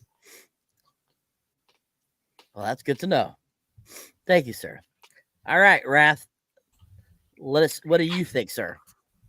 So I think the whole approach with diversity back in the early days with Disney, whether you have the Aladdin movie, you have Mulan, that was just great. It's it's not forced on you. It's based on actual stories from different cultures. You're not rewriting history or anything, and it was great. And now it's they're kind of shoving it in. At least they haven't changed the races of other characters like Anakin Skywalker and stuff. Not what's going on with Romeo and Juliet and stuff. But I mean, yeah, as Ben said, Star Wars has always been diverse. They even go the furthest and the coolest way by having all these different species like Mon Cala, Nemodians, Geonosians, and so on. The thing that I liked about the other Star Wars shows that this one was a big, what do you call it? A crash, you'd say, is it's just how everything just feels unnatural. And then the more that you look deeper into what's happened during the production, it's yeah, this is iffy, this is entering uncharted territory for Star Wars, because all the previous series from Ahsoka, Andor, etc., it's they don't force this stuff onto us. It's just like normal. You know, it's like we recognize his characters, just go along with the story. You know, they did add diversity along the way, and they did it in a way where it's like natural. You know, like, oh yeah, just a new soldier, new spy, stuff like that. But look, I'm optimistic. You know, like this is a whole new canvas. You know, they can do whatever they want, and it's going to affect how this new prequel is going to be made for the future. You know, so what they do now has drastic impacts down the road for this brand. I didn't, the main thing I did not like about the actors they chose for this series was these people don't even know about Star Wars. Like, these are people who they think like Anakin Skywalker blew up the Death Star. Like, are you kidding me? And I think that is the big issue with the casting, not the whole like, oh, you know, there's nothing of every set. So, I mean, hey, we'll see. I have an open mind. We all have open minds. Would you bang that cat chick, the Padawan cat chick? Would you bang her? Hey, Jeff, I'm not a sex maniac like you. Okay, so I'm not talking. It's a simple question from one gentleman to another gentleman, sir, on the panel. Bro, I'm not a pedophile. Would you bang the cat chick? Dude, I'm not a pedophile, bro. So no. What do you mean a pedophile? How do you know that Dude, she's under 18, bro. Jason, she's 19. I looked it up today. Look, bro. Wait, you talking about the actress or like the actress? The actress. Bro, it's space. It's space. Okay, so bro. the actual character is actually below 18. Raph, because listen, no, what? No, sir. I mean, listen. I've explained this to motherfuckers before, bro. It's space. There ain't no fuck laws in space, motherfucker. You know what I'm saying? Right? It's fucking space, bro. You know what I mean? You can just do whatever. You fuck that cat bitch. You fucking bang her. Hey, is that why you made that one comment during Mandalorian about how like Grogu has sex with Bo-Katan? Is that why? Did I say that? That sounds like something. Yes, you did say that. I remembered vividly. Andreas, you remember that, right? Leech, Cyber. I wasn't in the Menlo, so I was in the Ahsoka. Yeah. No, but Cyber, Leech, you remember that, right? Like he talked about that. You know how many things Jeff has talked about fucking? It's all blends together, sir. So I'm sure he probably mentioned at some point, but it's Jeff. Who cares? I know, Jeff the sex You need maniac. a Wikipedia page with all this stuff on there. My God. Like how like that one time Jeff was like proudly saying, I love the bang trannies. If you don't like the bang trannies, give them to me so I can bang them. I never said that. That never happened. Yes, sir. you did say that. Yes, you did. I do remember. I never said. I never said. Give me your poor and your broken trannies. No, you said that. You said that, bro. I never said that. I don't want those. Yes, you did. I don't want those trannies, bro. Are you sure? You said that. I remember you said it very proudly. I'm all about diversity, inclusivity, sir, but I don't want those. I don't want those downtrodden trannies, bro. Like how you're saying that podcast. What is it? Jermaine's podcast. What's the name of it? The one that I played at Starbucks. It's yeah, Trekker's Delight, sir. Yeah, you guys talked about fucking aliens. I talked about fucking an alien. Yeah. Like you were so interested in doing that. Like. All right, is that everything you had to say about that, Raph? Yes, because Jeff interrupted and we got tangent. Yeah. All right. Okay. Great job, sir. Everyone, great job. All right. So let's conclude this wonderful episode. Not talking about tranny sex here, most definitely. You know. No trannies tonight, baby. No. So tomorrow night. All right, so where we left off, so OSHA had just crash landed on Karlak, and with no scratches or anything on her, she was completely fine. And like everyone said, how the hell did that happen? Like that seems odd.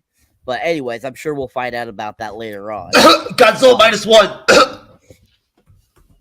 What about Godzilla -1? It's just like the chicken Godzilla -1 that like got blown away by the atomic fucking breath and shit, whatnot, landed in a tree, and like somehow it's alive at the end of the movie. Oh yeah, that's awesome. Okay, So after she has woken and realized where she is, she starts to get up and make her way to figure out what to do. And in the process of this, that's when all of a sudden she starts seeing her sister, or twin sister, May.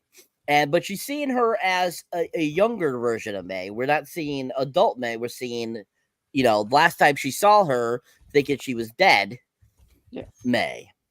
And so,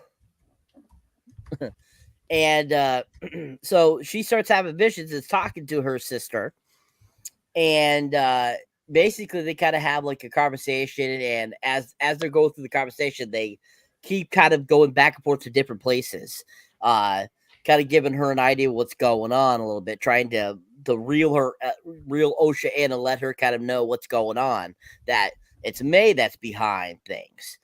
And so we have that, and then we go to see that Soul and his group are making their way onto the planet Karlak as well in search of her. And so as they're searching for her, she starts to run through the planet, and while she's still kind of having visions of her sister. And so as she's trying to run away, they're going after her. She basically ends up getting to a dead end that is a cliff, basically. And that's when the other group, pops up to where she is. And as soon as she sees that it's Soul, she's like, Soul, like, this is me, I want to do this and blah, blah. It's and he's basically like, well, you just need to come with us and we'll get this all figured out, basically. And all of a sudden she basically starts to slip and fall over the edge, and he uses the force to stop her from falling.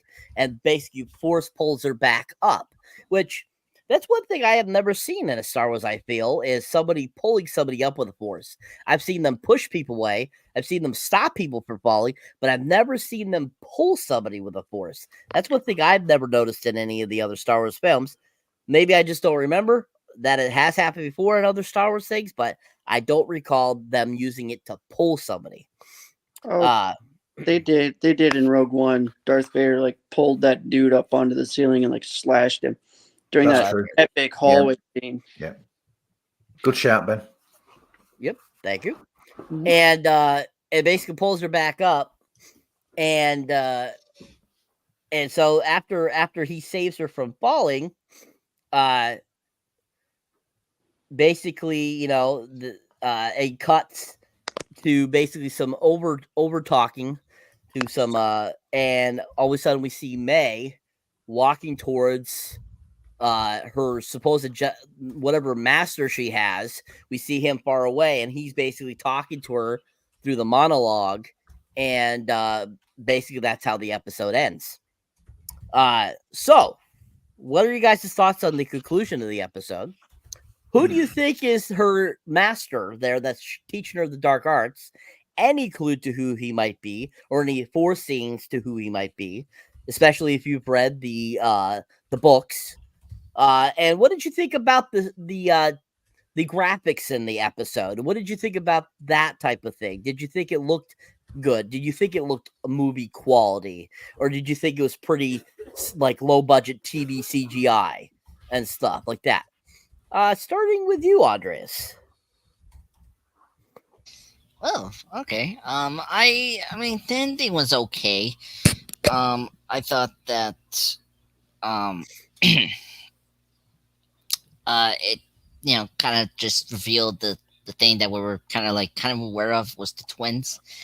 And so I thought, I don't know what you guys were thinking. I thought, hearing from what the showrunner was saying, it was going to be a villain point of view. I thought it was going to be a psychological, it wasn't a twin. It was actually her, in that she had this like split personality. Like I thought that was the direction they were probably going with this May and the other twins. You know, the main hero. I thought it was more of a split personality, and that could have been awesome to see in a Star Wars. You know, adding a bit more of like psychological thriller to it, but no, it didn't happen. We just got the twins. I was like, oh, and you know, I kind of like it. You know, like it's referencing the the the look and Leia, Skywalker, but in a different way. That's something we haven't done with with the twins. So but yeah. So I thought that twist wasn't really. Yeah, what is Jeff laughing at? Yeah.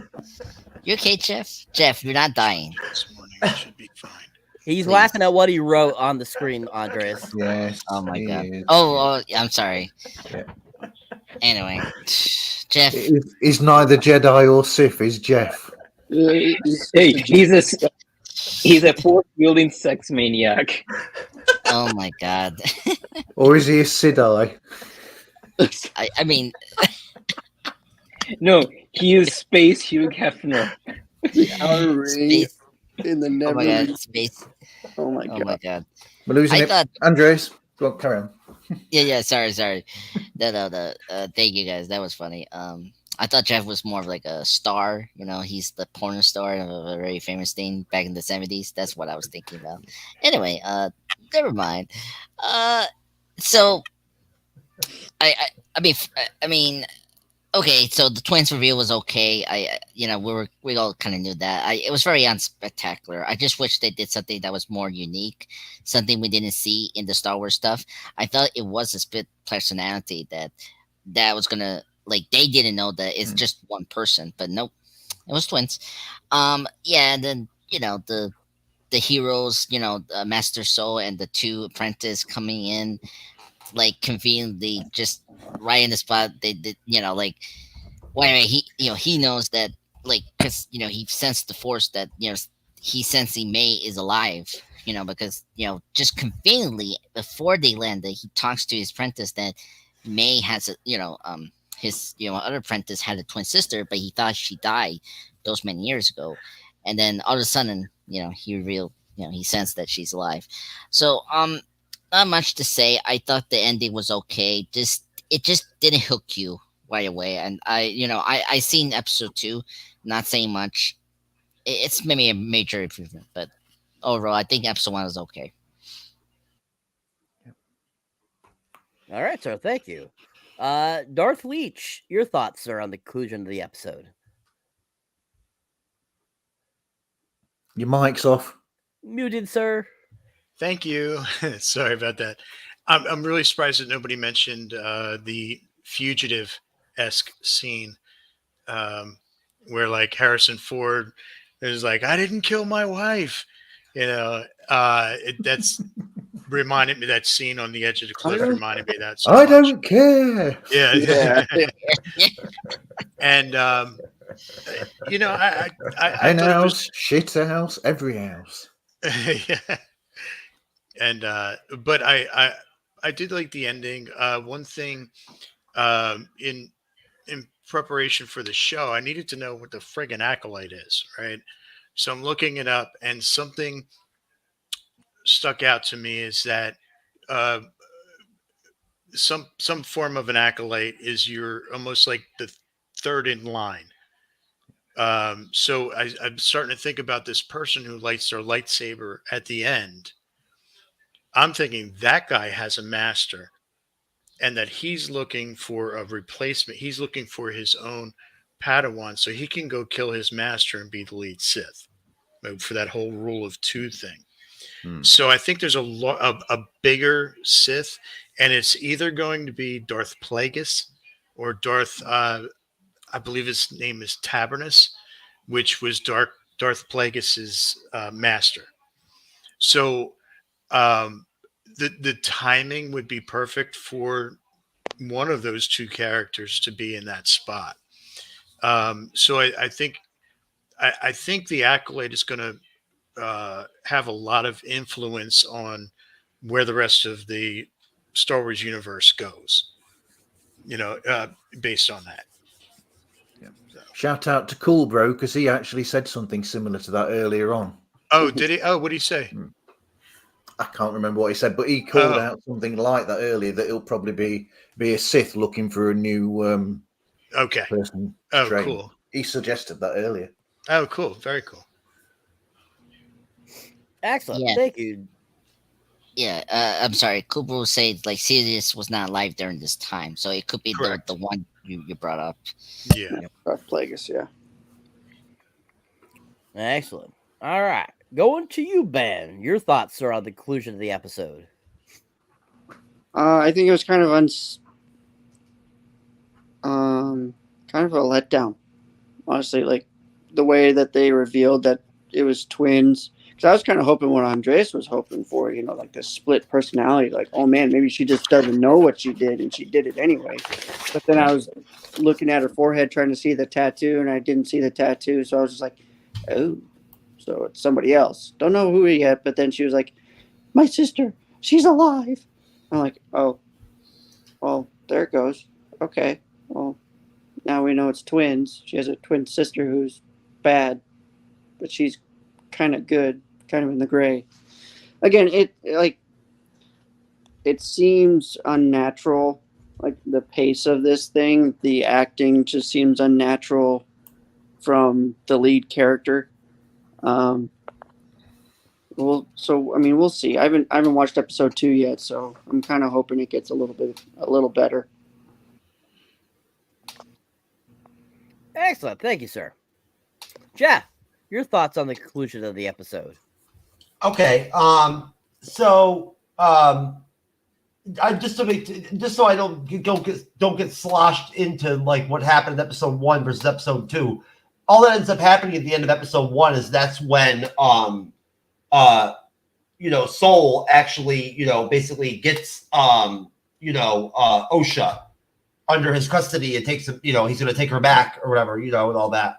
So I don't know. It was kind of a disappointment. It was kind of a drop off, right? The ending part of the episode. It was kind of a fall off pace wise. The whole like searching through that wintry planet with the caves and all that and whatnot to find her, and then have her stumble on the cliff was so like stereotypical, right? It's such a stereotypical scene, it was a great use of Soul's Jedi powers to show her vertical like that, or like with her feet like at the same level as the cliff or whatever, then throwing her back on, like that was cool. And I digged how like during this era, the Jedi were more powerful. They had more unique powers, a more unique power set than the Jedi do, like in the newer stuff, in the trilogy era, right? Like in the original trilogy era, they have more distinct Jedi abilities and whatnot, and because they use the Force differently. I think that this show's going to end up being a letdown overall because it could have been something better than what it's going to end up being. But overall, I thought the ending was pretty flat. I think that the OSHA character is relatable,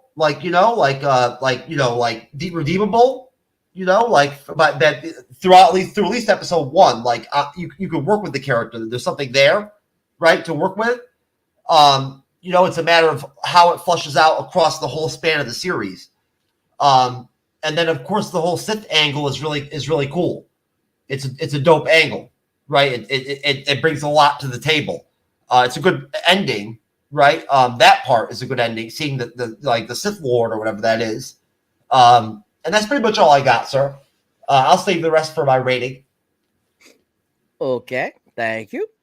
Marv, same question. I thought it was a bit of a I thought it was a bit of a letdown in some ways as well. It was a very almost like, we've got to end this episode. So, and also there was something that niggled me, which was where Sol was saying, she had a sister, but her sister died 16 years ago. This and the other, and all that, and then all of a sudden, OSHA is saying, "Oh, it's my sister," and he's like, "I believe you," and it was like a really quick believing, I believe you. It's like, hold on a minute. Only the previous scene, you were saying that character's dead and it must be OSHA, and now you believe her and that it is her sister. So that did irritate me, that bit there, because it was just a quick switch that niggled me. Other than that, I mean, yeah, I just thought it was a bit of a damp ending, and wow, wait till you see episode 2, you lot that haven't seen it. Yeah. Thank you, sir. Excellent. Wrath, your thoughts, sir, on the conclusion of the episode? Yeah, so when we first saw the vision of May, the ghost May, when I first saw this, I thought, I was like, wait a minute, did she like come to the crash scene? But then when I paid attention to like her running away and OSHA just chasing her, I noticed, I was like, there's no footprints on the snow from her. So I'm like, must be like one of those visions. And I mean, in the previous scenes, you know, they talk about, oh, she had a twin sister, but she died.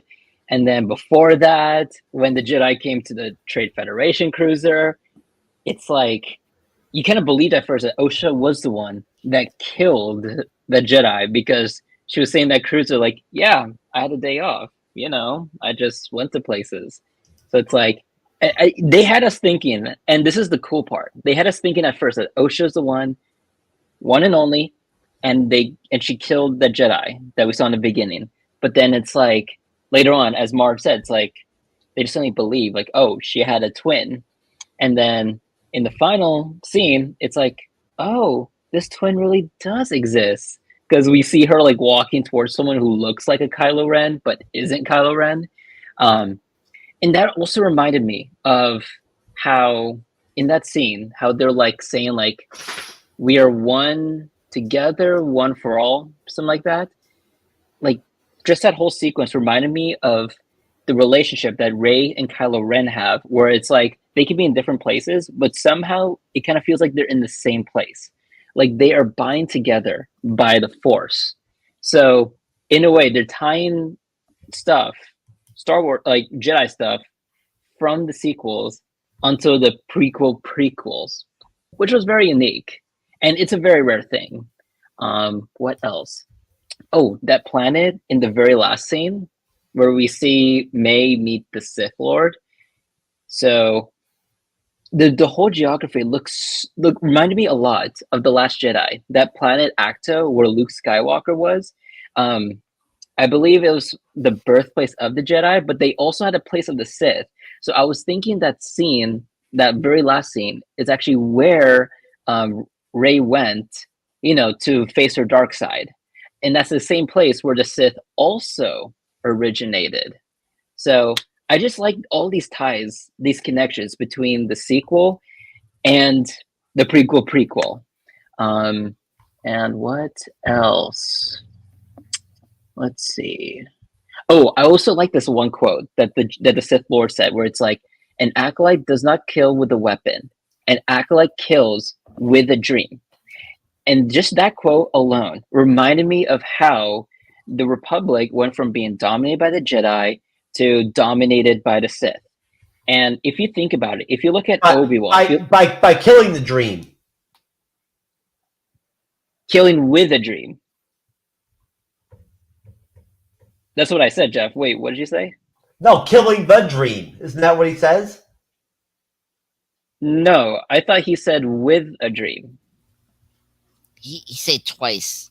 Like, I think he said the dream, and then after it was the line, like he said twice dreams, but in different contents. Yeah. Okay, sorry, but let me move forward with this. Sorry, Wrath. I'm sorry, Wrath. I had to fuck you up real quick a little bit. Dude, you always F me up in like all the shows about it. It's funny. And I always like to do that the same to you. With thank you, sir. Thank you, sir. Okay, but let me continue with this because I think this is a great point. So when the guy says an acolyte kills with a dream, okay, look back to the prequel. Look back to the days of the Empire. It's like Palpatine, right? He actually kills the idea of the Jedi by saying like, oh, these are not the peacekeepers. These are the ones that try to overthrow me. So I had to fight back. And then if you look at like Obi-Wan, the others, like people said like, oh, the Jedi are bad and stuff like that. This is before they witness all the bad stuff with the Empire. So we see this example already in the other Star Wars trilogies, and this quote is probably where everything of this originated from. That's all. Excellent. Thank you. Great job, everyone. Great job. Excellent. 1,000,000 points to Wrath for giving that great contribution and dealing with Jeff's shit. And then Jeff gets 1,000 points plus 1,000,000 for giving him shit. Great job, Jeff. Great job. Anyways, great job, guys. All right, so giving ratings 1 out of 10, what would you give this episode? Starting with you, Ben. Well, I would probably say around a 6, and here's why. Like, I mean, you can definitely tell that the difference in the creative teams from the shows that we've gotten so far from all the new Star Wars stuff with Dave Filoni, Jon Favreau, to Kathleen Kennedy doing her own thing, and it's not in a good way either. But I have hope for the show. Yeah, the first episode was kind of shaky, but I'm hopeful. As a huge Star Wars nerd, everybody here knows how big of a Star Wars nerd I am, especially you, Marv, if you follow me on Twitter. Yeah. Like, I hope and pray that this thing does really well, especially being in the Old Republic era. Because Old Republic era is amazing, and hopefully this also can lead into maybe some High Republic stuff too, if they want to dive back even farther. So it's a 6 out of 10 for me, but hopefully it gets better. All right. Thank you. Jeff, your final thoughts and your rating, sir. I'll give it a 5.5 out of 10. And we'll see what I have. I'll save my thoughts for episode 2. All right. Andres, same question. 7 out of 10. It was okay. The experience for this was very hollow. I have to say, I just felt like you just couldn't attach to really what they have for you to feel hook on. Like they messed up Carry On months. They didn't give you a satisfying twist, and then that's it. But overall, I mean, at least it doesn't drop the ball in terms of quality, production design of the creatures, and like there's like good cast here. I mean, like the Squid Game actors here, he's doing a great job. He based his performance on Liam Neeson's character from episode 1, Jedi Quinn. So I just hope the best for the show. I did tell Jeff that if episode 2 didn't pick up, then I'm like dropping out from the series, but whatever. But yeah, 7 out of 10. Okay. I mean, 7 out of 10 doesn't sound like you would be dropping out of a series if you're still giving it 7 No, out of 10. I was going to say. So yeah, we'll be. I think Andreas will like episode. I think Andreas will like episode 2. I have mixed feelings. Yes, I do like episode 2. I mean, at least it. So you're gonna be excited for episode 3? Yeah, maybe. I will do it for you guys. Not for Jeff. No offense, Jeff. You're a great brother, but sometimes you're a pain in the butt. But anyway, but yeah, that's it. All right, so we got a 6, a 5.5, and a 7 so far. All right, Mr. Darth Leach, your final thoughts and your rating, sir. All right. As the first episode, I'm glad they released the second episode, because based on the first episode, I don't know that I don't think you would have too many people following along to next week's episode if we had to wait a week for episode 2. With that in mind, I mean, I'm a huge Star Wars nerd, so any Star Wars is good Star Wars for the most part. But so I would say it's 7.5 for being the first episode. If I was to, lop it in with episode 2 also, I would say probably an 8 or an 8.5. But as an opening episode, it's 7.5. That's reassuring, Darth. Thanks, bud. Yeah. There we go. All right, Wrath. I'll give this episode an 8 because I liked how they tied the books of the High Republic to the show, while also introducing new characters. I also liked how they killed that one Jedi in the beginning, which really gets you hooked. I'm not really much about, the actors, being from like Matrix or others. Like, I just came in open mind, didn't think about like, oh yeah, this guy's from Squid Game, this guy's from Matrix. Like, I'm like, hey, if they're dead, they're dead. But if it's interesting, I like it. So I'm gonna give it an 8 out of 10. Wow. All right, Marv. I'm going to be honest and say that I'll give it a 6 out of 10. I thought it was sort of middling. And am I allowed to say that if we go in the younger side of Star Wars, I actually think that Bad Batch is actually a better series? I disagree. You do? Right. You've seen all 3 seasons, right? I'm 3 episodes into season 3 at the moment. Okay, you got to watch the whole thing. I mean, season 3 is pretty great, but I feel more interested with Acolyte, even as a young guy, than Bad Batch. Bad Batch, I'm like on Twitter while I watch it because that's how boring it is.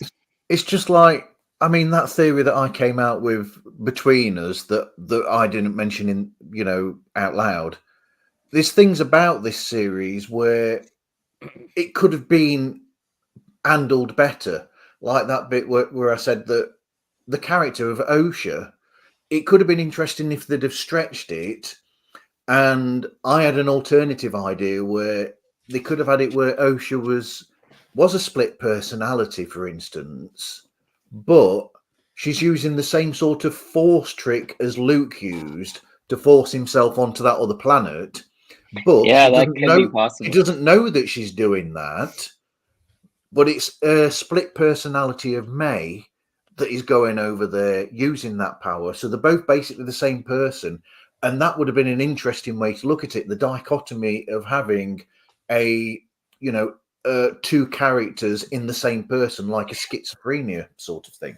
Right. But you need to be like high level in the Jedi arts in order to do that. Like Luke actually had to like go through the old text just to learn how to do that. That's why OSHA couldn't do that, because she just left when she's a youngling. Unless she's already met this supposed Sith Lord or something that's training May and not her. But that's not a Sith trait, I don't think. It wasn't a Jedi trait until Luke did it in that film. It was in the Jedi text, so that's why he was able to do it. Well. All right. Excellent, guys. All right. I'm going to drop my rating. I gave it a 4. It did not entertain me as well as I thought it could have. There was a lot to it that I thought was crap. It was racist. The acting was horrible. The lead actor was not up to par for what I feel for a Star Wars film and or TV series even. And I just thought that it was not anything that great. So I have to give it a 4. Did not entertain me as well as it could have. Whereas, I get entertained by some of the cheesiest B movies in the world, and I find them entertaining. This just did not entertain me, so I have to give it a 4. All right.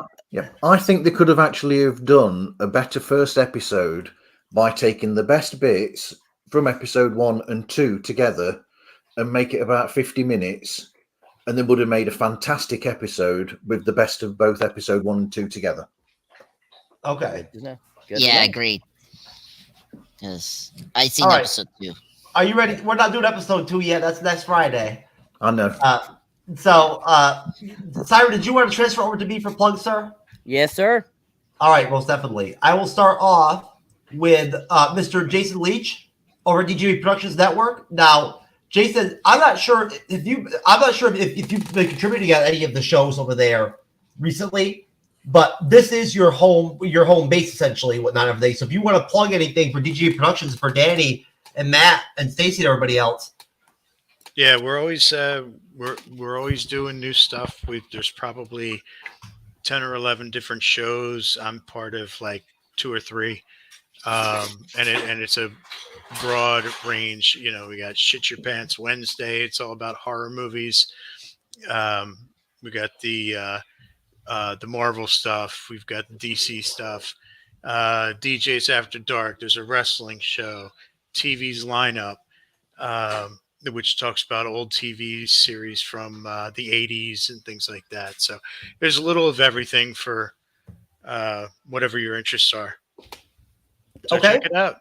There you go. Check it out. I was just on there recently as a guest myself. Next, Mr. Rathacon, sir, I'm going to pull up your ex Twitter for dissecting. No, don't. Oh, bro. Come on, you get to plug, man. Okay, thank you. Okay, I guess I got doxxed now. Yeah, so here I just talk about just anything related to the stock market, the business world. I do a lot of shit posting. We're live on X right now. Look at that. Woohoo. Oh, wow, 24 plus. Congratulations. Yeah, so I do a lot of shit posting as well, so feel free to avoid the reply section and just focus on my normal tweets. A lot of shit posting, sir? Oh, yeah, you've seen my shit post, Jeff, in the reply section. All right. Good deal, Rathacon. Good deal, sir. Thank you. All right, Marv, I've got 2 for you. I've got I've got the podcast, then I've got the YouTube. Wow, cool. There you go. Apple Podcast. Okay. The floor is yours, sir. Okay. Pods Like Us, a podcast that I have different podcasters on and other creatives. Sometimes I've had podcast listeners on there as well on the show. And we discuss usually their shows to go behind the scenes, find out what they are, in the hope that someone will listen and start listening to these people's shows. That's the basic idea behind it. Well, I'll still pull up your YouTube channel quick. We've got time. Cool. Never hurts to try to help out the channel a little bit. Whatnot. We did subscribe, so you could add us. We were your 30th subscriber. Yep. Okay. Lots of videos on there. So I've started putting out more video versions of the podcast now. I'm learning how to do that, and it's different doing video for sure. I don't know what else to say, really. Hey, you know what? I hope that coming over with us will help grow your channel a little bit and whatnot, and give you a chance to do some more video. Thank you, guys. Thanks a lot. We appreciate you, most definitely, Marvin. It's been great, man. And I hope you enjoyed your time with us. And you're more than welcome to come back. I know it's tough for you being over in the UK. You know, it's late. It's really early in the morning right now. Quarter to 5. Yeah. Yep. If you want to take off, sir, while we do the rest of our plugs, it's up to you. I'm fine. All right. I'm just Pop Culture Guy, sir. What's going on over? I'm just Pop Culture Guy channel presents. Well, still steady. I'm up to still 950 subscribers. Just recently, I just posted my Star Trek 3, the Searcher's Box 4-year anniversary tribute. Check that out. Can't believe it. It's this year in June. And then live stream review. I just posted the Jackie Brown live stream review, so that's up for this Sunday. Me and Jeff are going to review that this month. I just discussed this with Jeff in the Monday report. Afterwards, that we're going to do a Tarantino month. So we're not only going to do Jackie Brown, we're going to do Pulp Fiction for his 30th anniversary this year. So that's going to be our second live stream within 2 weeks. So yeah, so I want to thank everyone here for joining us. This was a blast. Great panel. It was great to see you, Marv. It was great to see another, British person. It's been a while, and it was great to see Darth Leech. It's great to see you again, Raph. As always, you're always a fun person. Ben, I'm so happy to see you again, brother. It's great. This was a fun Wednesday, you guys. It was a blast. Oh, we lost Jason, I guess. Oh no. That's okay. He'll be back. Cyberneticshark, sir, you are next. All right, as always, if you enjoy me here as a moderator or on the panel, you can check out my solo content. You can find me under Cyberneticshark on YouTube, Twitch, Twitter, or X now, TikTok, Facebook, Instagram, pretty much anywhere that there's a social media platform. I'm there, Patreon, all that kind of good stuff. And as you can see there, my most recent review was Kingdom of the Planet of the Apes. If you have not seen that, definitely check out that review. It's a really great film. I'll be putting up my 10 best films of 2024 so far here. Keep your eye out for that. I'll be having more reviews and trailer reactions coming up soon. If you haven't seen some of my shorts recently, some of my recents there are Shocker, Boy Kills World, First Omen, and Sympathy for the Devil. All great films. If you have not seen any of those, check them out. Really great fun. And yeah, definitely we'll be getting more content out there for you guys. And some different stuff coming your way. And yeah, just keep on trucking. I'm at 1,104 subscribers now. We're just going to keep on trucking. Great job, sir. Great job moderating tonight. Big panel. You did a great job. Great show, everybody. Any final thoughts? Any last minute thoughts from anybody in the panel tonight? No? Okay. Well, we're out of here then, folks. God bless everybody out there. God bless all the good people over at the Acolyte and the $180 million they spent on this series so far. And God bless us that are going to be having to review it episode 2 and then 3. Shit can get rough. So peace out, everybody. Later.